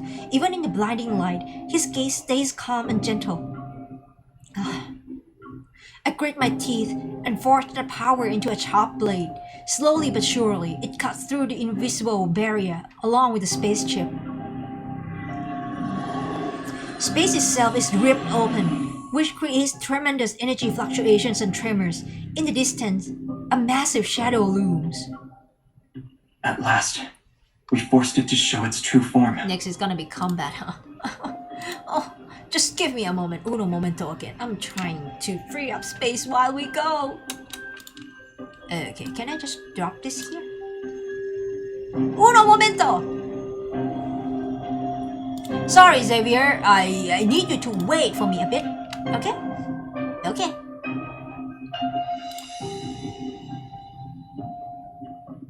Did I mess up? Wait. Okay.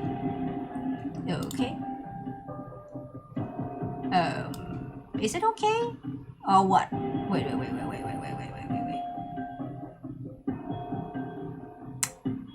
Oh, did I fuck up again? No, did I fuck up? Oh my god, no. I just can't deal with it. Oh, just a minute.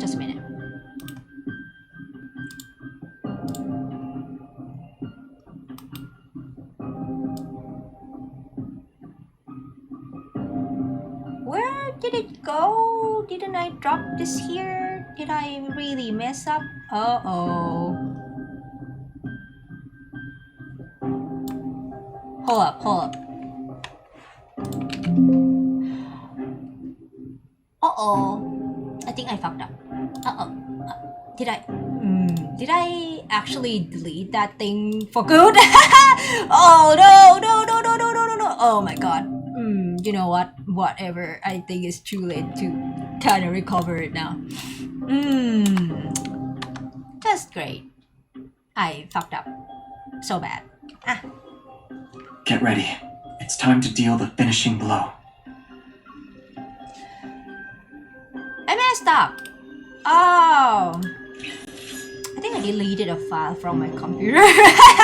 Whoopsie daisy. Oh no, I'll check it later. And I think I messed up. He'll be fine. I'm just gonna tend to him. Yeah, you do. You go ahead, do that. Okay. And now, combat again. Please, just give me the diamonds. Give me the diamonds, please. Thank you. Okay, come on. Whew. Which one of this? A wooden sword Which should one be is enough this? for something like this. It's time.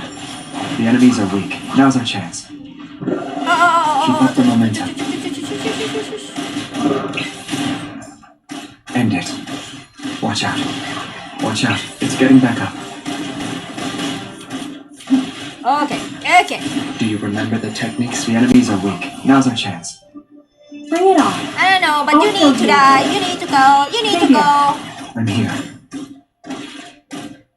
Oh, it's this motherfucker. Oh, I hate this deer so much.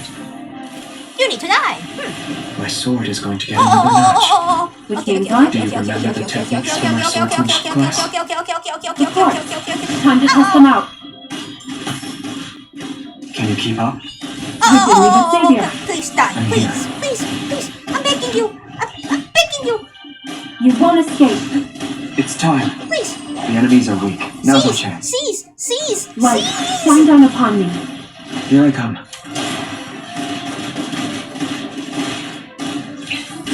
Watch out. It's getting back up.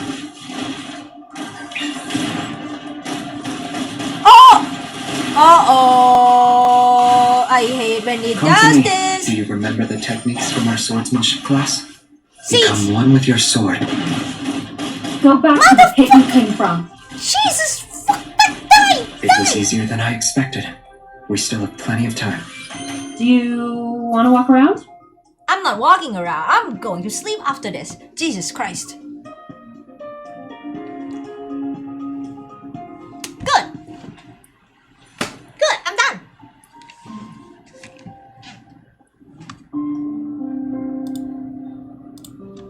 Good. I think this is the last one. I think the last one has like 12 chapters. A deafening roar fills my mind and strips away my senses. Suddenly, it's as if a rift splits the space.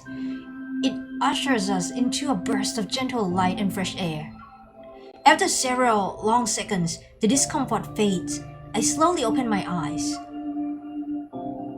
Everything comes into focus, and there it is, the RMFMA, standing serenely just a couple of meters away. We are back in the research center. My senses return to my body. I scramble to my feet and frantically search for Xavier. You're struggling to find me, huh? Are you injured? You sound a bit dead inside. A familiar voice calls out from behind. I turn and see Xavier leaning against a nearby wall. Why are you leaning? Are you hurt? A bright red light at his neck flickers a few times before settling down under my worried gaze. That light is flashing and you still want to crack a joke? I'm fine. Just a little tired. Is that why you're sleeping all the time like a grandfather that you are? Your life force is draining from you or what? He opens his palm and hands me the ether core fragment. It glows a soft green. For its sake, sit with me for a bit. What do you mean? Like, if this is not here, she won't sit with you or what? It's okay, bro. Out of the friendship.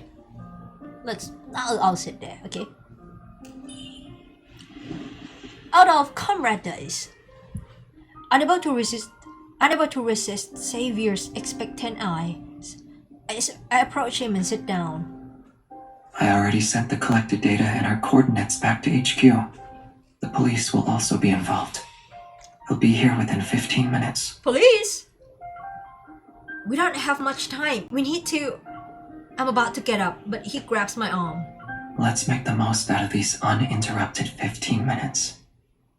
I feel a cool touch at my ear after Xavier pulls out a pair of wireless earbuds. There's just enough time for one song. Then we'll be in a hurry again. Do you listen to Avenged Sevenfold song or what? Why is it 15 minutes? Who invites a girl to listen to music with a wireless earbud? What's wrong with that? You should have offered me wired earbuds. That way, we'd be close enough that we couldn't drift apart. I mean, to be fair, I don't think it matters. It kind of matters more that you guys are sharing this song at the moment, huh? I'm too tired to drift into a place that's far away from you. You're about to... And I wouldn't, even if I could. You sound like you're about to die, so yeah, you're drifting away, that's right. Outside the skylight, another morning dawns.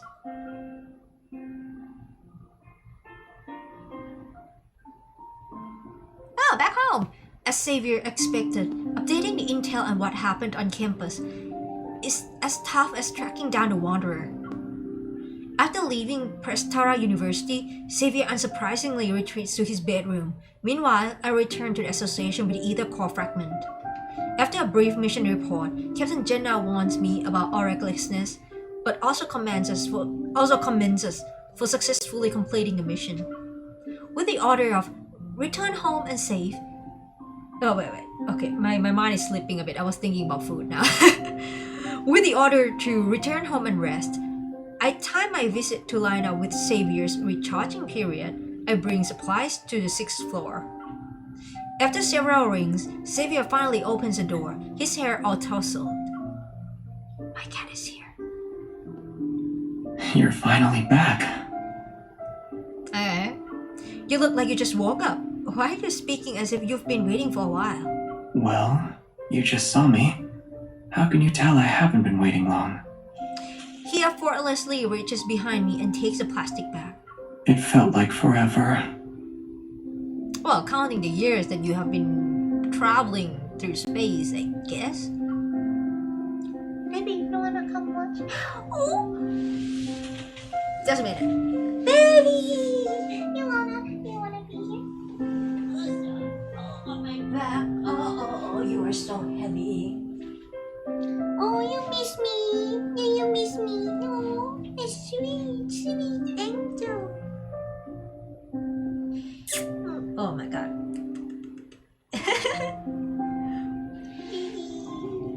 Hi, Taffy, say hi. Look at her, she's so cute. She's the cutest little bun in the world. Okay, let me just... I slip on my slippers and head to the living room. Xavier is already intently unpacking the bag full of food next to the coffee table. He pulls out 2 food boxes from the plastic bag and removes the packaging. Is this from that store downstairs at the association? You went back there? You needed to recharge, so someone had to return that Ether Core Fragment, right? Right. Thanks, partner. Okay, baby. Oh, Captain Jenna wanted me to relay a message to you! The message is that my cat is so cute. Okay. What is it? With my mashed potatoes still in his mouth, Xavier looks up while the spoon is held between his lips. It's a warning. She said if you deliberately put her team member in danger again, she won't let you off the hook. Got it. I'll remind her about settling the other 5 verbal warnings she gave me. In the brief silence, Xavier lowers his gaze and eats his mashed potatoes 1 spoonful at a time. Did Prestara University say anything? Surveillance and witness protection are ongoing, but we still haven't found Soren. If we haven't found him by now, chances are we never will. Never is a big word, okay? He casually talks about it, but his words carry a mixture. Okay, let's pick up where my recording cut off. Okay. He casually talks about it, but his words carry a mixture of indiscernible emotions. I decided not to dwell on it. You don't know where he's gone either? Nope. As I reflect upon everything, the vague, tangled clues pile up and cast a large shadow behind the clear image of Soren. Getting out of this precarious situation unscathed isn't something he could accomplish on his own. Only a few groups could pull that off. Who's supporting him, ever? After finishing a box of mashed potatoes, Xavier retrieves a stack of documents and a sealed bag from under the coffee table. Inside the sealed bag is a tiny button-sized device. I can't help but pick it up. What is this? Ulysses found it at the research center. He urgently sent it over. Initial tests show it has a radio frequency chip that can resonate with metaflux fluctuations. So this little thing is the culprit behind the RMFMA's malfunction, and even the tool Soren used to lure in the Wanderer. Yes. The room falls silent again. I follow the train of my thoughts and speak up. Can you also use that device to recreate a plane of existence that overlap? Wait. Can you also use that device to recreate a plane of existence and overlap it with the reality? You mentioned earlier that this is something only your people know about. That's right. But you know I don't like illusion stuff. Fair. Xavier calmly says. I nod and put the sealed bag back into the table. Who can help him make that? Ever. Xavier doesn't respond immediately. Instead, he pushes the stack of documents toward me. Here's the latest analysis and theories based on what we know. It includes a list of groups with similar tech. Go through it, and you'll come to your own conclusions. Ever. It's as if he's already at the finishing line with the answers. He's quietly waiting to see if I'll join him or choose a different path. However, I'm not content with following his lead this time. I place my hand over his and stop the documents he's pushing toward me in their tracks. I'll read these later. Xavier, I'd rather trust what you have to say right now. After a brief pause, Xavier purses his lips and finally meets my intense gaze. It's Ever. Ever. Some of the Backtrackers are also involved. They know everything you know, and they've had their eyes on you for some time, right? Yes. That makes them our common enemy then. Outside, the leaves rustle as the wind slips in through the gap in the window. The curtains flutter. My shadow merges with Xavier's, and it feels like the impenetrable door in his heart has opened slightly. This time, we are finally standing on the same side.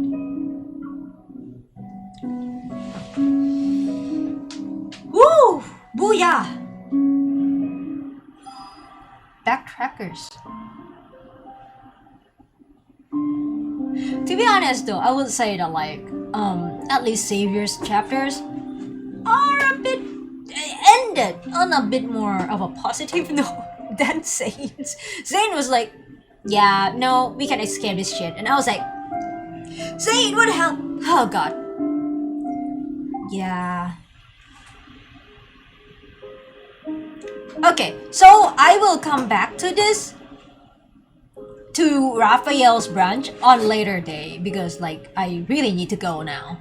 And also I think I need to deal with my computer's storage space and stuff.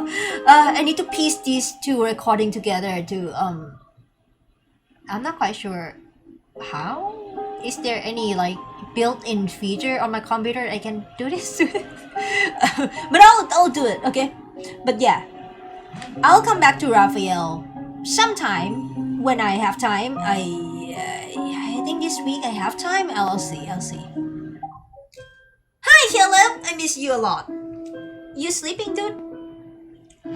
But yeah, saying goodbye to this look because I'm gonna go wash off. I'm gonna go take off my contacts and stuff after this. But goodbye to my Caleb-inspired looks, I guess. It's gonna be the one time that I do it and maybe do it again. I don't know. But yeah. Anything you want to say before we go, Caleb? My thoughts are all jumbled up right now. I need to figure out which one to tackle first. Good. I'm trying out this 120-second technique for quickly falling asleep. Yeah, you keep on sleeping. You wanna chew on the lemon? You wanna chew on the lemon? Just like you always say. Oh, okay. Also, I have something here. Hi, Xavier. 3 stars. Jesus Christ. What is it? Wait. Oh? Oh, right. Wait, I checked it already last night. Oh, Simon. Oh, I see. Alright, I am gonna end the stream now. Is there anything else I need to do? I can't remember. Did I? Hunter contest is already gone. Oh my fucking god, I forgot about it. Jeez, man. Oh god. Okay, it's okay. I just got the new record. The new record for myself. I think I got 32 stars for this one. I think I screenshotted it. I may post it later because like I'm proud, but like maybe later. Kill him. You wanna say something before we go, buddy? Before we go and I go eat, I go have dinner, my last supper. You know what? I'm gonna play one of his phone calls. Do I have enough space for this? Is my computer gonna be like, no, you don't have enough space for this? Oh god. Yeah, you know what? I'm gonna play one of his... Wait, yeah, you know what? No. I shouldn't do it. I should just do the simple stuff, you know?